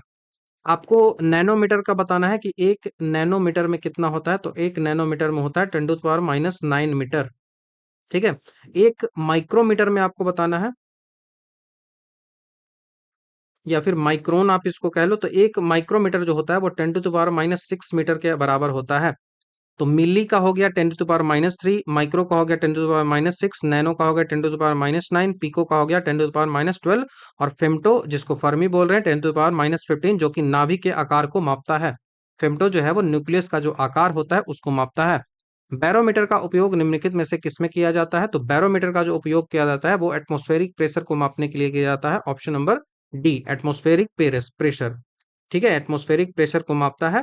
पृथ्वी के चारों ओर हवा का आवरण है, और इस हवा का अपना वजन होता है जो कि पृथ्वी की सतह पर प्रेशर डालता है, और इसी दबाव को मापने के लिए बैरोमीटर का यूज जो है वो किया जाता है। ठीक है, बैरोमीटर का यूज जो है वो किया जाता है। बैरोमीटर का जो यूज आविष्कार है, एटमॉस्फेरिक प्रेशर से मापते हैं बैरोमीटर को। तो बैरोमीटर का जो खोज जो है वो किसने किया था? तो बैरोमीटर का खोज टोरिसेली ने किया था। टोरिसेली टोरिसेली ने बैरोमीटर का जो है वो खोज किया था। बैरोमीटर जो पारंपरिक बैरोमीटर होता है उसमें किस मेटल का यूज किया जाता है? तो उसमें जो है वो पारा का यूज किया जाता है। मरकरी इसको कहते हैं। मरकरी का जो है वो यूज किया जाता है। बैरोमीटर से कैसे कैसे मौसम को मापा जाता है? तो तीन चीजें आपको बैरोमीटर के संदर्भ में याद रखना होगा। ठीक है, तीन चीजें यहाँ पे पूछी जाती हैं। पहला पूछा जाएगा कि अचानक से यदि बैरोमीटर का पारा जो है वो गिर जाता है तो तूफान आएगा,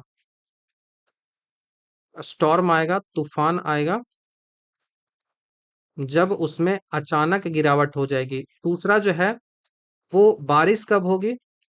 बारिश तब होगी जब वो धीरे धीरे गिरेगी, स्लोली स्लोली नीचे आएगी। तीसरा जब क्या होगा, मौसम जब जो है साफ रहेगा। मौसम साफ कब रहेगा? जब बैरोमीटर का जो है वो धीरे धीरे ऊपर की ओर उठेगा, स्लोली स्लोली ऊपर की ओर उठेगा, तब वो जो है वो बैरोमीटर का होगा। ये ध्यान आपको रखना है। विंड का विंड कंडक्शन, हवा की जो है वो दशा यदि मापना है तो वो एनीमोमीटर से नापेंगे। और जो है वो उसकी दिशा मापनी है तो विंड वेन से नापेंगे, हमने बता दिया है। टेम्परेचर थर्मोमीटर से नापते हैं। रेन वाटर को मापना है तो यूडोमीटर से मापा जाता है, यूडोमीटर से मापा जाता है। बाकी और कुछ यहाँ पे नहीं है। नेक्स्ट सवाल की ओर बढ़ते हैं। वायु दाब को कैसे मापते हैं?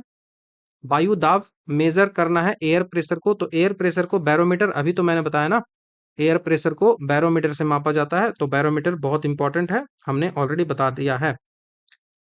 Wait and dry bulb thermometer की बात करें, wet and dry bulb thermometer हमने ऑलरेडी पीछे जो क्वेश्चन था उसमें इस बारे में डिस्कस किया था। Wet and dry bulb thermometer, ये जो है वो साइक्रोमीटर भी इसे कहा जाता है, वहां पे भी मैंने डिस्कस किया था। इसे जो है वो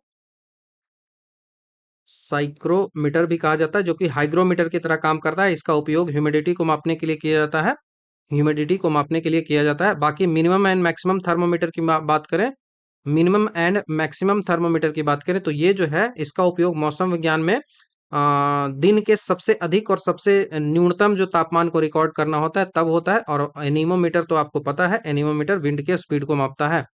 उसके बाद एक याद रखना, एनोनॉइड बैरोमीटर की बात आती है। एनेरॉइड बैरोमीटर, एनेरॉइड जो बैरोमीटर होता है इसका क्या काम होता है? तो एनेरॉइड बैरोमीटर है एक विशेष प्रकार का बैरोमीटर है जिसमें पारा या फिर किसी भी तरल पदार्थ का उपयोग नहीं किया जाता। यह जो है वो पोर्टेबल होती है और हवाई जहाजों में अल्टीमीटर के रूप में इसे यूज किया जाता है। तो ये जो है वो कोई लिक्विड यूज नहीं होता है, लिक्विड यूज नहीं होता है। इसे जो है वो हेलीकॉप्टर में अल्टीमीटर के रूप में यूज किया जाता है, उसकी ऊंचाई मापने के लिए यूज किया जाता है। तो अल्टीमीटर के रूप में हेलीकॉप्टर में यूज किया जाता है, हेलीकॉप्टर में यूज किया जाता है। ऊंचाई पर जाने पर वायु दाब जो है वो कम हो जाता है, यही कारण है कि पहाड़ों पर खाना पकाने में अधिक समय लगता है। हमने इस बारे में काफी डिटेल से चर्चा भी कर ली है। तो बिना द्रव्य वाला बैरोमीटर एरेनॉइड बैरोमीटर कहलाता है। एरेनॉइड बैरोमीटर क्या होगा? तो बिना, विदाउट लिक्विड, विदाउट लिक्विड, बहुत इंपॉर्टेंट है। 20वां नंबर के सवाल की ओर बढ़ते हैं। निम्नलिखित में से कौन सा जो है वो सही सुमेलित नहीं है? नहीं है की बात आती है, कौन सा सही सुमेलित है, नहीं है? तो आपको यहाँ देखिएगा तो वोल्ट मीटर, वोल्ट मीटर जो होता है वो पोटेंशियल डिफरेंस को मापता है। तो वोल्ट मीटर जो होता है वो पोटेंशियल डिफरेंस को मापता है, तो ये तो सही है। ठीक है, वोल्ट मीटर दोनों के बीच जो पोटेंशियल डिफरेंस होता है उसके जो उसको मापता है। वोल्ट मीटर परिपथ में दो बिंदुओं के बीच वोल्टेज को मापता है और इसे हमेशा जो है वो समानांतर क्रम में जोड़ा जाता है। तो वोल्ट मीटर को पोटेंशियल डिफरेंस मापने के लिए पैरेलल में जोड़ा जाता है, पैरेलल में जोड़ा जाता है। उसके बाद आ मीटर और इलेक्ट्रिक करंट की बात करें, आ मीटर जो होता है वो इलेक्ट्रिक करंट को मापता है। तो आ मीटर जो होता है यह भी सुमेलित है। आ मीटर जो होता है वो परिपथ में बहने वाली धारा को मापता है और इसे जो है वो सीरीज में लगाया जाता है। तो आ मीटर जो होता है इसको जो है वो सीरीज में लगाया जाता है, तो श्रेणी क्रम में इसे लगाया जाता है, इसे सीरीज में लगाया जाता है, ये आपको ध्यान रखना होगा। तो आ मीटर को सीरीज में, वोल्ट मीटर को जो है वो वोल्ट मीटर को जो है वो पैरेलल में लगाया जाता है, ये ध्यान आपको रखना होगा। उसके बाद पोटेंशियो विद्युत वाहक बल की बात करें, पोटेंशियोमीटर इलेक्ट्रोमोटिव फोर्स की बात करें, पोटेंशियोमीटर जो होता है वो किस में लगाया जाता है, तो इलेक्ट्रो मोटिव फोर्स को ये मापता है पोटेंशियोमीटर। तो पोटेंशियोमीटर जो होता है ये भी जो है वो सुमेलित है। पोटेंशियोमीटर जो होता है वो विद्युत वाहक बल को मापता है, विद्युत वाहक बल को मापता है, तो ये जो है वो सुमेलित है। इसका उपयोग जो है वो विद्युत वाहक बल इलेक्ट्रोमैग्नेटिक फोर्स को बहुत सटीकता से मापने के लिए यूज जो है वो किया जाता है। ठीक है, तो बहुत इंपॉर्टेंट है। बाकी डी दो देखो, वो है गैल्वेनोमीटर। गैल्वेनोमीटर से इलेक्ट्रिक रेसिस्टेंस को मापा जाता है, तो ये तो गलत हो गया, ये जो है वो गलत हो गया। रेसिस्टेंस को नहीं नापा जाता है, ये गलत है।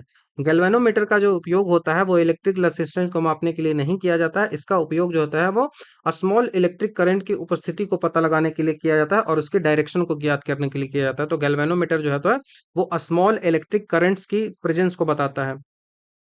स्मॉल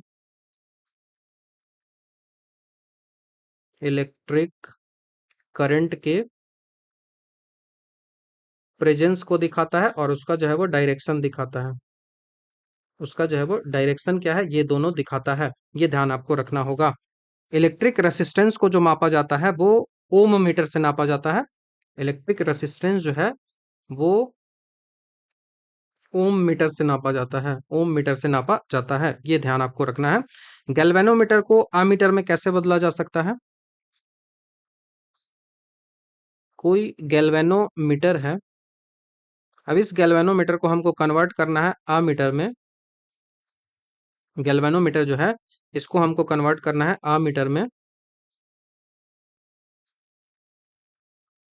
आमीटर में कन्वर्ट करना है। तो क्या करेंगे, तो गैल्वेनोमीटर को इसको क्या करेंगे, गैल्वेनोमीटर को आमीटर में बदलना है, तो गैल्वेनोमीटर के साथ जो है वो पैरेलल क्रम में एक बहुत कम प्रतिरोध वाला जो है वो एक तार लगाते हैं और इससे जो है वो आमीटर में बदल जाता है। तो यहाँ पे क्या करेंगे, यहाँ पे एक तार लगाएंगे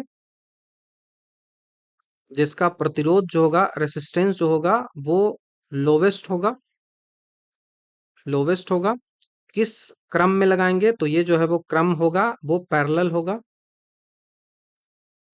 पैरेलल होगा गैल्वेनोमीटर। ठीक है, पैरेलल होगा। और जो लोवेस्ट वाला तार लगाएंगे, इस तार को जो है वो संट बोलते हैं, संट इसको कहा जाता है, ये याद रखिएगा। दूसरा सवाल आपसे पूछा जाएगा, पहला तो ये हो गया, दूसरा सवाल आपसे पूछा जाएगा कि गैल्वेनोमीटर को वोल्ट मीटर में कैसे कन्वर्ट किया जाता है। ये तो आमीटर में कन्वर्ट हो गया, यही गैल्वेनोमीटर है, इसको हमको वोल्ट मीटर में कन्वर्ट करना है। तो मान लिया ये आपका गैल्वेनोमीटर है और इसको वोल्ट मीटर में कन्वर्ट करना है। इसी तरफ लिख देता हूं, यहाँ पे इस गैल्वेनोमीटर को हमको क्या कन्वर्ट करना है, हमको वोल्ट मीटर में कन्वर्ट करना है, वोल्ट मीटर में कन्वर्ट करना है। तब हम क्या यहाँ पे लगाएंगे, तो गैल्वेनोमीटर को वोल्ट मीटर में बदलने के लिए गैल्वेनोमीटर के साथ जो है वो सीरीज में लगाना पड़ेगा। पहला तो सीरीज में लगाओ, वोल्ट मीटर में कन्वर्ट करना है तो सीरीज में लगाओ, आमीटर में कन्वर्ट करना है तो पैरेलल में लगाओ। आमीटर पैरेलल और वोल्ट मीटर सीरीज। ठीक है, ठीक है, volt meter series, ammeter parallel, बहुत जरूरी है, याद रखना। तो इस क्रम में लगाओ और यहाँ पे जो रेसिस्टेंस होगी, तो तार का रेसिस्टेंस होगा वो हाई होगा, हाई रेसिस्टेंस होगा तार का। तो ये आपको ध्यान रखना है, ये ध्यान रखना है। अब ये बात करें कि एक आदर्श आमीटर जो होता है वो उसका रेसिस्टेंस कितना होगा, तो एक जो है वो आदर्श आमीटर जो होगा उसका रेसिस्टेंस जो होता है वो 0 होता है, और जैसा पॉसिबल ऐसा कुछ नहीं है कि रेसिस्टेंस 0 कर दिया जाए। ठीक है, और एक आदर्श जो वोल्ट मीटर होता है, ये वोल्ट मीटर की, मैंने आमीटर की बात कर रहा ना, तो आमीटर का जो रेसिस्टेंस होता है वो 0 होता है। आदर्श, एक आइडियल एमीटर की बात करें, एक आइडियल वोल्ट मीटर की बात करें, तो इसका जो रेसिस्टेंस होता है वो इन्फिनिटी होता है, क्योंकि हाइयर लगाना है तो इन्फिनिटी जाएंगे, लोअर लगाएंगे तो 0 जाएगा। सबसे लोअर मतलब 0 ही तो रेसिस्टेंस हो सकता है ना, जो कि पॉसिबल है नहीं। तो वोल्ट मीटर आपको पता चल गया, आमीटर पता चल गया, गैल्वेनोमीटर पता चल गया, ओम मीटर पता चल गया। ठीक है, अब नेक्स्ट सवाल की ओर पढ़ते हैं। सवाल है कि विद्युत शक्ति की इकाई क्या है, इलेक्ट्रिक पावर जो है उसकी इकाई है, तो इलेक्ट्रिक पावर की इकाई जो होती है वो वॉट होती है। ऑप्शन नंबर डी आपको याद रखना है। जो पावर है वो क्या है, तो पावर वह रेट होता है जिस पर काम किया जाता है और ऊर्जा का ट्रांसफर किया जाता है। तो इलेक्ट्रिक पावर वह दर होगी जिस पर किसी विद्युत परिपथ में विद्युत ऊर्जा जो है वो हस्तांतरित की जाएगी। कोई इलेक्ट्रिक करंट इलेक्ट्रिक पाथ होगा और उस इलेक्ट्रिक पाथ में इलेक्ट्रिक एनर्जी जो है वो ट्रांसफर की जाएगी, तो उसको बोला जाता है। तो P बराबर, यहाँ से फॉर्मूला बहुत इंपॉर्टेंट है, ये बार बार पूछा जाता है। तो P बराबर होगा V इंटू आई। V इंटू आई, यहाँ पे P जो है वो पावर हो गया, V जो है वो वोल्ट हो गया, I जो है वो करंट हो गया। इसका एसआई यूनिट जो होता है वो वाट होता है। इसका नाम जो है वो जेम्स वाट के नाम पर रखा गया है। 1 वाट बराबर जूल पर सेकंड जो है वो होता है। एक वाट जो है, 1 वाट बराबर होता है 1 जूल पर सेकंड। ये भी पूछा जाता है सवाल, ठीक है। वहीं हम बात करें हाउस पावर की, जिसको एचपी कहा जाता है, हॉर्स पावर। एक एचपी जो होता है वो 746 वाट के बराबर होता है। 746 वाट है, उसके बराबर होता है। यह जो है वो शक्ति की पुरानी और व्यवहारिक इकाई है, जिसका उपयोग अक्सर मोटर और इंजन की जो पावर है उसको मापने के लिए किया जाता है। दूसरा जो आपको याद रखना है वो KWH याद रखना है, KWH। यह जो होता है वो KWH किलोवाट घंटा होता है। ये जो है वो इलेक्ट्रिक एनर्जी जो है उसका उसका जो है वो व्यवहारिक इकाई होता है। ये पावर का नहीं है। घरों में जो बिजली मापी जाती है वो यूनिट में ही मापी जाती है। तो ये जो है वो इलेक्ट्रिक एनर्जी का है, किलोवाट घंटा इलेक्ट्रिक एनर्जी का। और घरों में जो मापा जाता है तो 1 किलोवाट बराबर, 1 किलोवाट आवर बराबर होता है 3.6 इंटू 10⁶ जूल। 3.6 into 10⁶ joule. ये याद आपको रखना है। एम्पियर की बात कर लेता हूँ। एम्पियर जो है वो इलेक्ट्रिक करंट को मापता है, इलेक्ट्रिक करंट को मापता है। वोल्ट जो है वो इलेक्ट्रिक पोटेंशियल को मापता है, इलेक्ट्रिक पोटेंशियल को मापता है, या फिर पोटेंशियल डिफरेंस की जो है वो पोटेंशियल डिफरेंस की जो है एसआई यूनिट है। उसके बाद कुलम्ब की बात करें तो कुलम्ब जो मापता है वो इलेक्ट्रिक चार्ज को मापता है, इलेक्ट्रिक चार्ज को कुलम्ब मापता है। तो एम्पियर जो है वो इलेक्ट्रिक करंट, वोल्ट जो है वो इलेक्ट्रिक पोटेंशियल, कुलम्ब जो है वो इलेक्ट्रिक चार्ज, और वॉट जो है वो पावर का यूनिट है, ठीक है, पावर का यूनिट है। नेक्स्ट सवाल की ओर बढ़ते हैं। विद्युत विभवांतर की इकाई क्या है, इलेक्ट्रिक पोटेंशियल की इकाई क्या है? तो अभी डिस्कस किया वोल्ट। वोल्ट जो है वो इसकी इकाई है, option number C. Electric potential difference होता है, इसकी इकाई जो है वो क्या है? तो इसकी इकाई जो होता है वो वोल्ट होता है, वोल्ट होता है। वोल्टेज दो बिंदुओं के बीच के विद्युत विभव जो पोटेंशियल डिफरेंस होता है उसका अंतर होता है। बिना पोटेंशियल डिफरेंस के इलेक्ट्रिक फ्लो नहीं हो सकता है, तो पोटेंशियल डिफरेंस बनाना होता है। तो दो बिंदुओं के बीच का जो पोटेंशियल डिफरेंस होता है, पोटेंशियल डिफरेंस होता है, उसको इलेक्ट्रिक पोटेंशियल जो है वो बोला जाता है। तो इलेक्ट्रिक पोटेंशियल डिफरेंस हो गया, ठीक है। तो यह वह काम होता है जो एक इकाई धनात्मक आवेश जो होता है, यूनिट पॉजिटिव चार्ज को एक बिंदु से दूसरे बिंदु तक ले जाने में जो किया गया काम होता है उसको इलेक्ट्रिक पोटेंशियल डिफरेंस कहा जाता है, ठीक है। तो इसका बराबर फॉर्मूला क्या होगा? V बराबर होगा W/Q। फिर से बहुत इंपॉर्टेंट फॉर्मूला है, ध्यान आपको रखना होगा। V बराबर W/Q। यहाँ पे V जो होता है वो विभवांतर को दिखा रहा है, पोटेंशियल डिफरेंस को दिखा रहा है, विभवांतर को दिखा रहा है। W जो है वो क्या दिखा रहा है? तो W जो है वो कार्य या फिर जूल को दिखा रहा है, वर्क या फिर जूल को दिखा रहा है। Q जो है वो चार्ज को दिखा रहा है, आवेश, या फिर इसको कुलम्ब कह लो, कुलम्ब को दिखा रहा है। तो ये याद रखना। और इसका एसआई यूनिट जो है वो वोल्ट होता है, जो कि एलेक्सेंड्रो वोल्ट के नाम पर रखा गया है। 1 वोल्ट बराबर होता है 1 वोल्ट बराबर होता है 1 जूल पर कुलम्ब, 1 जूल पर कुलम्ब, ध्यान आपको रखना होगा। तो कुलम्ब जो है वो इलेक्ट्रिक चार्ज का ऐसा यूनिट है, वाट जो है वो इलेक्ट्रिक पावर का ऐसा यूनिट है, ओम जो है वो इलेक्ट्रिक रेसिस्टेंस का इकाई है। विभवांतर को मापते हैं वोल्ट मीटर से। वोल्ट मीटर को हमेशा जो है वो पैरेलल में जोड़ा जाता है। एक आदर्श वोल्ट मीटर जो होगा वो इन्फिनिटी का होना चाहिए, क्योंकि उसका जो है वो हाईएस्ट जो है वो रेसिस्टेंस होना चाहिए, ठीक है, ध्यान आपको रहेगा। नेक्स्ट सवाल की ओर बढ़ते हैं। निम्नलिखित में से किस धातु की विद्युत चालकता जो है वो सबसे अधिक होती है? तो आपको पता है गोल्ड की होती है। विद्युत चालकता आखिर होती ही क्यों है? कोई ऑब्जेक्ट है, इसमें विद्युत चालक क्यों होता है? क्योंकि यहाँ पे ना इलेक्ट्रॉन होता है, फ्रीली इलेक्ट्रॉन होता है जो मूव करता है। इलेक्ट्रॉन अगर इस दिशा में मूव कर रहा है तो इलेक्ट्रिक करंट जो होगा वो उसके विपरीत दिशा में मूव करेगा, विपरीत दिशा में मूव करेगा। अब जो होता है वो इलेक्ट्रिक कंडक्टिविटी जो होती है उसको विरोध कौन करता है? तो उसका विरोध जो है वो रेसिस्टेंस करता है, जो कि इलेक्ट्रिक करंट का उल्टा बहता है, इलेक्ट्रॉन की दिशा में ही उसका जो है वो बहता है। तो ये प्रतिरोधकता का उल्टा होता है। तो आपको पता है गोल्ड नहीं होगा भाई, सिल्वर होगा ना, एजी होगा, गोल्ड नहीं होगा। एजी के बाद गोल्ड आता है, ठीक है।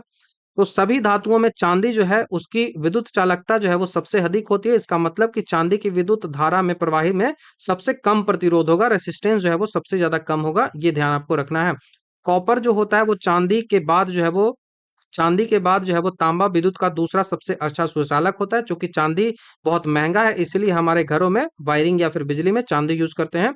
सोना भी एक बहुत अच्छा सुचालक होता है और तीसरे स्थान पे आता है। यह जो है वो कोरिजन यहाँ पे नहीं होता, जंग जो है वो नहीं लगता। इसका उपयोग जो है वो कंप्यूटर और मोबाइल के माइक्रोचिप है उसमें यूज किया जाता है, काफी क्योंकि काफी महंगा है ना। लोहा की चालकता इन तीनों से काफी कम होती है, तो ये याद रखना है। तो चालकता को यदि सजाना हो तो पहले नंबर पे क्या आएगा, पहले नंबर पे जो है वो सिल्वर आ जाएगा। दूसरे नंबर पे क्या आएगा, दूसरे नंबर पे जो है वो कॉपर आ जाएगा। तीसरे नंबर पे जो है वो सोना आ जाएगा और चौथे नंबर पे जो है वो आयरन आएगा। यहीं पे सजा रहा हूँ, ठीक है। सुपर कंडक्टिविटी की बात करें, सुपर कंडक्टर की बात करें तो वैसा पदार्थ जिनका प्रतिरोध एक निश्चित तापमान पर बिल्कुल जीरो हो जाता है उसे जो है वो सुपर कंडक्टर कहा जाता है। सुपर कंडक्टर कहा जाता है। मोस्ट यूज्ड कंडक्टर कौन सा है, तो वो जो है वो तांबा, क्योंकि सस्ता है। कोरेजन फ्री कंडक्टर कौन सा है, गोल्ड, माइक्रोचिप में यूज किया जाता है। नेक्स्ट सवाल जो पूछा जा रहा है वो पूछ रहा है कि यूनिट ऑफ इलेक्ट्रिक करंट, कितनी बार बता चुका हूं, इलेक्ट्रिक करंट का यूनिट जो है वो एम्पियर होता है। एम्पियर होता है। तो क्या होगा, इलेक्ट्रिक करंट होगा कि किसी चालक में विद्युत आवेश की प्रवाह की दर क्या होती है, rate of flow of electron. Electron flow का रेट क्या है उसी को इलेक्ट्रिक करंट जो है वो कहते हैं। और इसका फॉर्मूला होता है आई बराबर क्यू टी। आई बराबर क्यू टी, कि एक यूनिट टाइम में कितना ज्यादा आवेश इसमें फ्लो हो रहा है। क्यू जो है वो आवेश है, टी जो है वो टाइम है, आई जो है वो करंट है। ध्यान आपको रखना है, आई जो है वो धारा है। इसका एसआई यूनिट जो होता है वो एम्पियर होता है। एम्पियर होता है, एम्पियर के नाम पे ही रखा गया। एक एम्पियर बराबर कितना होता है, एक एम्पियर बराबर होता है एक कुलम्ब पर सेकंड। पर कुलम्ब, कितना, एक सेकंड में कितना कुलम्ब जो है वो धारा जा रही है। कुलम्ब जो होता है वो आवेश की इकाई होती है। वोल्ट जो होता है वो विभवांतर का होता है। वॉट जो होता है वो पावर का होता है। फंडामेंटल फिजिकल क्वांटिटी जो होती है वो 7 होती हैं, याद रखिएगा 7 होती हैं। और जो स्केलर क्वांटिटी, जो विद्युत धारा एक स्केलर क्वांटिटी है, मैंने बता रखा है विद्युत धारा को मापने के लिए अमीटर का यूज किया जाता है। नेक्स्ट सवाल की ओर बढ़ते हैं। सवाल पूछा जा रहा है कि यूनिट ऑफ इलेक्ट्रिकल रेसिस्टिविटी का जो है वो यूनिट क्या है। वैद्युत प्रतिरोधकता जो है, जो विरोध करता है उसका यूनिट जो है वो क्या है, तो ये आपको ऑप्शन नंबर डी के साथ आप जाओगे। ऑप्शन नंबर डी, ठीक है। प्रतिरोधकता यहाँ पे पूछी गई है, रेसिस्टिविटी पूछी गई है, तो ओम को सही माना गया है। लेकिन वैज्ञानिक रूप से यह प्रश्न तो त्रुटि हो जाएगा, कैसे बताता हूं। तो रेसिस्टेंस क्या होता है, तो किसी चालक का वह गुण जो विद्युत धारा के प्रवाह को रोकता है, इलेक्ट्रिक करंट के फ्लो को रोकता है। तो इसका जो एसआई यूनिट होता है वो ओम होता है। और ओम को कुछ इस तरीके से डोनेट जो है वो डिनोट किया जाता है, ऐसे, ऐसे ओम को लिखा जाता है। ये ओम है, ठीक है। अब यहीं पे रेसिस्टिविटी, ये क्या है, ये रेसिस्टेंस है। ऐसे लिखो, प्रतिरोध, प्रतिरोध है। ये क्या है, ये प्रतिरोध है। नहीं, ये प्रतिरोध है, प्रतिरोध है। वहीं मैं बात करूं, ये रो, यदि मैं रो की बात करता हूं, रो की बात करता हूं, इसको रो पढ़ा जाता है, तो ये प्रतिरोधकता है, रेसिस्टिविटी है। तो किसी पदार्थ का एक विशिष्ट गुण जो उसके आकार एवं लंबाई पर निर्भर नहीं करता है, ये जो है वो कहलाता है प्रतिरोधकता, रेसिस्टिविटी।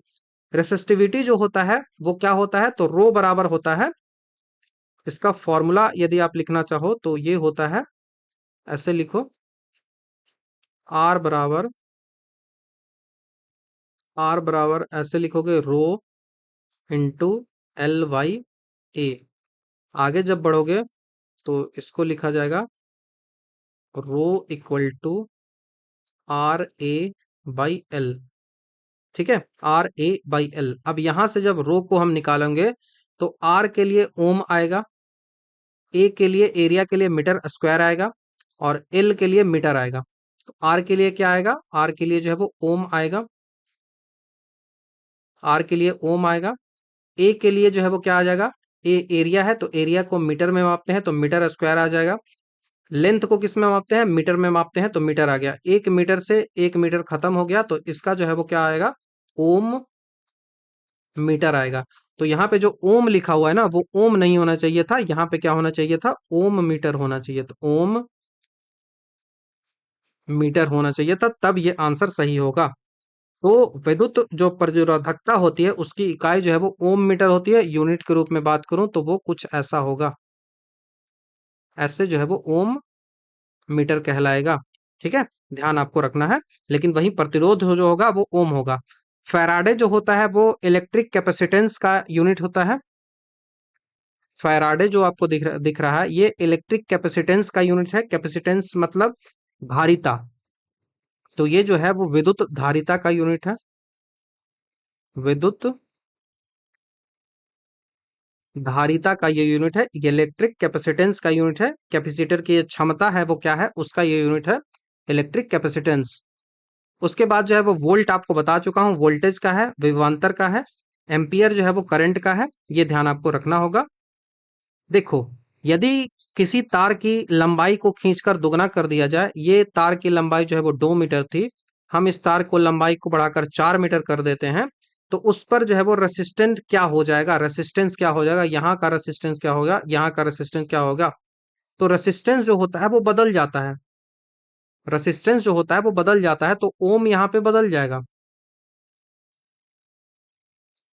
ओम जो है वो बदल जाएगा। ओम यहाँ पे चेंज होगा, ये ओम 1 होगा और ये जो है वो ओम 2 हो जाएगा। ओम 1 और ओम 2 वहीं, लेकिन रो यहाँ पे चेंज नहीं होगा। रो यहाँ पे भी रहेगा और रो यहाँ पे भी रहेगा, वो समान रहेंगे, क्योंकि वह जो है वो केवल पदार्थ की नेचर पे निर्भर करता है, टेम्परेचर पे निर्भर करता है। तो ये निर्भर करता है नेचर पर, ये निर्भर करता है टेम्परेचर पर, और ये जो निर्भर करता है वो लेंथ पर भी निर्भर करता है। तो यदि यहाँ पे लेंथ को बढ़ाओगे तो रेसिस्टिविटी जो है वो इंक्रीज कर जाएगी। लेंथ को जैसे ही इंक्रीज करोगे तो आपकी रेसिस्टेंस जो है वो इंक्रीज कर जाएगी। आप जो है वो क्रॉस सेक्शनल एरिया को बढ़ाओगे, ये क्रॉस सेक्शनल एरिया है, यदि आप बढ़ाकर इसको जो है वो ज्यादा कर दोगे तो क्रॉस सेक्शनल एरिया यदि ज्यादा होगा तो रेसिस्टेंस जो है वो कम हो जाएगा। रेसिस्टेंस जो है वो कम हो जाएगा, तो क्रॉस सेक्शनल एरिया का इन्वर्सली प्रोपोर्शनल होता है, आगे डिस्कस कर लेंगे। तो ये ध्यान आपको रखना है।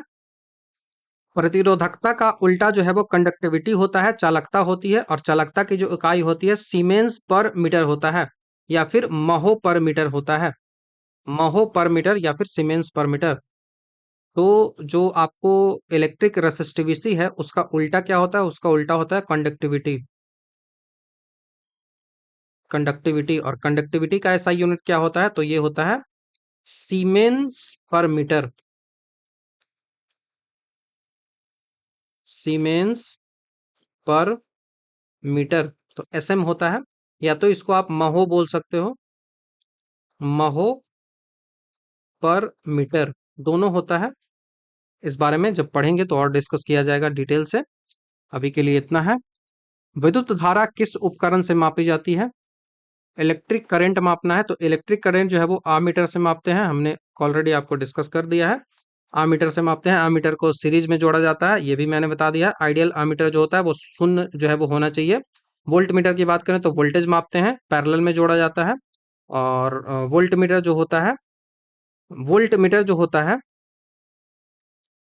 ठीक है, यहाँ पे वोल्ट मीटर है और वोल्टा मीटर है, तो आपको दिख रहा है ये तो वोल्ट मीटर है और ये देखो वोल्टा मीटर है। तो वोल्टा मीटर कैसे डिफरेंस है, तो वोल्टा मीटर जो होता है वो कूलोमीटर का एक बर्तन होता है जिसका उपयोग जो है वो इलेक्ट्रोलाइसिस में किया जाता है। तो इसका ये जो है वो एक बर्तन है, यूटेंसिल है, जिसका वोल्टामीटर का यूज जो है वो इलेक्ट्रोलाइसिस में किया जाता है। इलेक्ट्रोलाइसिस में जो है वो किया जाता है कूलोमीटर। वोल्टामीटर या फिर कूलोमीटर का एक बर्तन होता है, ये ध्यान रखना है। पोटेंशियोमीटर क्या है, तो इसका उपयोग जो है वो किसी सेल का इलेक्ट्रोमैग्नेटिक फोर्स, विद्युत वाहक बल को यूज करने के लिए किया जाता है, ये ध्यान आपको रखना है। गैल्वेनोमीटर को आमीटर में कैसे कन्वर्ट किया जाता है, हमने ऑलरेडी इसको बता रखा है। नेक्स्ट सवाल की ओर बढ़ते हैं। निम्नलिखित में से वह कौन सा यंत्र है जिसके द्वारा विद्युत परिपथ में बहने वाली धारा की पहचान की जा सकती है? तो करंट को मापना है, तो करंट को मापने के लिए गैल्वेनोमीटर का यूज करेंगे। धारा मापना है, इलेक्ट्रिक करंट को मापना है, तो ठीक है, तो ध्यान रखिएगा। आमीटर जो होता है वो मैग्नीट्यूड को मापता है, लेकिन परिपथ में अत्यंत सूक्ष्म धारा को मापना है, उसकी उपस्थिति को मापना है और उसके डायरेक्शन को मापना है, तो वहां पे गैल्वेनोमीटर का यूज किया जाएगा। तो विद्युत परिपथ में बहने वाली धारा की पहचान करनी है, तो एक छोटे से पॉइंट पे बात हो रही है ना, तो वो गैल्वेनोमीटर को मापेंगे, और आमीटर जो है वो किसको मापेगा, आमीटर उसके मैग्नीट्यूड को मापेगा, वो उसके मैग्नीट्यूड को मापेगा। तो ये आपको ध्यान रखना चाहिए। गैल्वेनोमीटर बहुत ही सेंसिटिव उपकरण है और माइक्रो एम्पियर स्तर की धारा को भी पहचान लेता है, लेकिन एमीटर के साथ ऐसा नहीं है। ठीक है। जनरेटर बात करें तो यह यांत्रिक ऊर्जा को विद्युत ऊर्जा में बदलता है और विद्युत धारा का प्रोड्यूस करने वाला यह है। आमीटर जो है वो यह धारा को मापता है लेकिन दिशा नहीं मापता, और बहुत सूक्ष्म धाराओं के लिए गैल्वेनोमीटर यूज होता है, ना कि ये यूज होता है। तो ये आपको ध्यान रखना है। हालांकि ये ध्यान रखिएगा कि यह भी धारा को मापता है, लेकिन पहचान और दिशा के संदर्भ जब भी कहा जाएगा तो वो गैल्वेनोमीटर के साथ आप जाओगे। बाकी आमीटर जो है वो मैग्नीट्यूड को उसके मापता है। ठीक है। बाकी आपको याद रखना है, विल्ड जोन ब्रिज और मीटर ब्रिज, इसका उपयोग जो है वो नल डिफ्लेक्शन स्थिति का मापने के लिए यूज किया जाता है, और हमेशा गैल्वेनोमीटर का ही यूज किया जाता है। ऐसे आप लिख लो,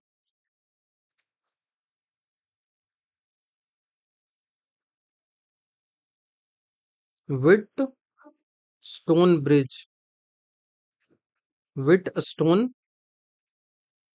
ब्रिज, विट स्टोन ब्रिज, और उसी के साथ साथ आपको मीटर ब्रिज, मीटर ब्रिज, विट स्टोन ब्रिज और मीटर ब्रिज का उपयोग जो है, इसके प्रयोग में शून्य विक्षेप स्थिति का पता लगाने के लिए, इसके यूज में हम इसका जब यूज करते हैं तो नल डिफ्लेक्शन, नल डिफ्लेक्शन, विक्षेप जो हो रहा है, डिफ्लेक्शन जो हो रहा है वो कितना हो रहा है, एक जगह से दूसरे जगह कितना ज्यादा वो सुई जो है वो हिल रही है, इसका भी यूज करना होता है, तब भी गैल्वेनोमीटर का ही यूज किया जाता है।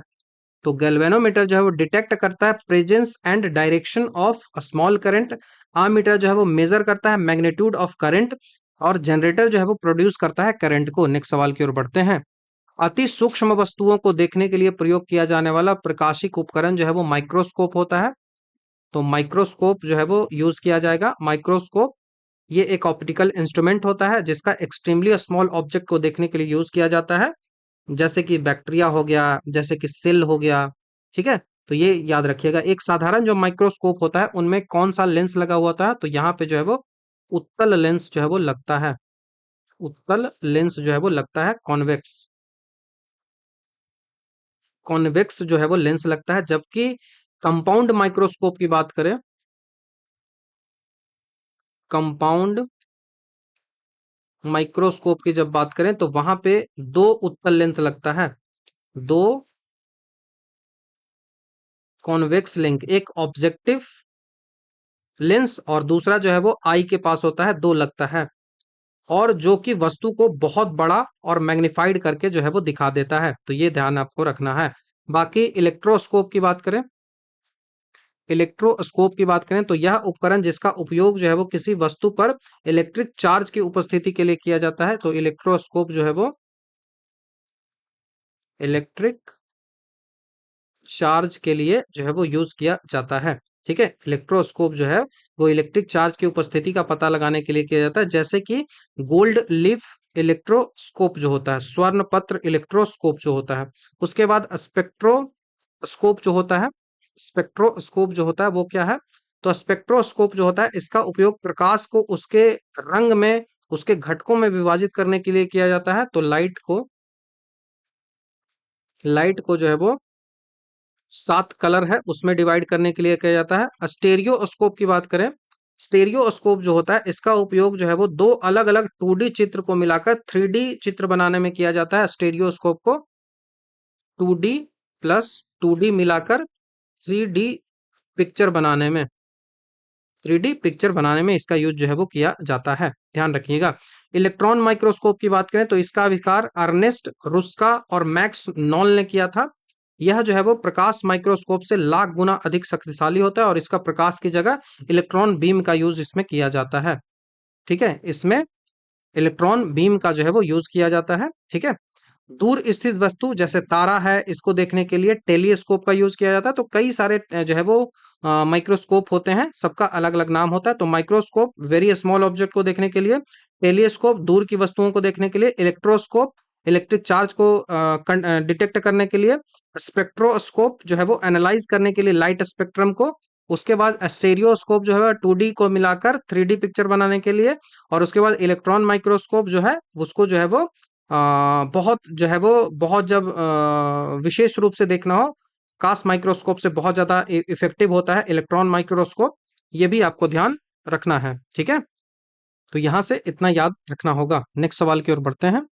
सवाल है कि निम्न में से कौन सी सदिश राशि नहीं है? ठीक है, वेक्टर क्वांटिटी नहीं है।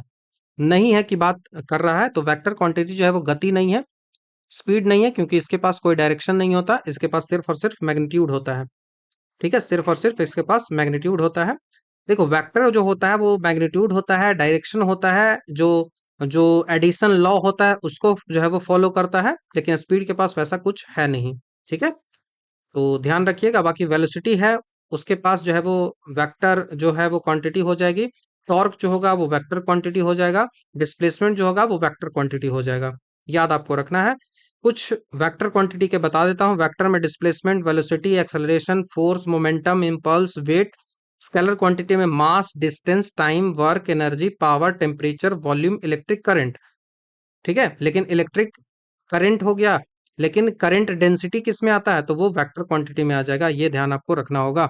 नेक्स्ट सवाल और इस सेट का लास्ट सवाल को डिस्कस करते हैं। Which of the following is a vector quantity? Vector quantity कौन सा है? तो फोर्स इसमें वेक्टर क्वांटिटी है, जिसके पास मैग्नीट्यूड एंड डायरेक्शन दोनों हो तो वेक्टर क्वांटिटी वो कहलाता है। तो ये आपको ध्यान रखना होगा, बहुत इंपॉर्टेंट है। ठीक है, तो यहाँ पे जाके ये जो है वो सेट कंप्लीट हुआ पार्ट नंबर 1 का, जहां पे हमने काफी डिटेल से फर्स्ट जो 30 क्वेश्चन है उसको डिस्कस किया। तो आई होप चीजें आपको क्लियर हुई होंगी। तो थैंक यू वेरी मच। कुछ सजेशन हो तो आप बता सकते हो कमेंट में, कमेंट खुला है। बाकी आपको वीडियो यदि अच्छा लगता है तो इसे शेयर जरूर कर दीजिएगा, ताकि व्यूज जो है वो ज्यादा आ जाए। मैं लास्ट में इसीलिए बोल रहा हूँ ताकि जिन्होंने लास्ट तक देखा होगा वही ये चीजें करे, और जिन्होंने लास्ट तक देखा है मतलब उन्हें पसंद आ रही है, तो आप इसको शेयर कर दीजिएगा ताकि व्यूज जो है वो उनकी संख्या थोड़ी बढ़ सके। तो thank you very much. Next video में आपसे जल्दी ही मिलता हूँ।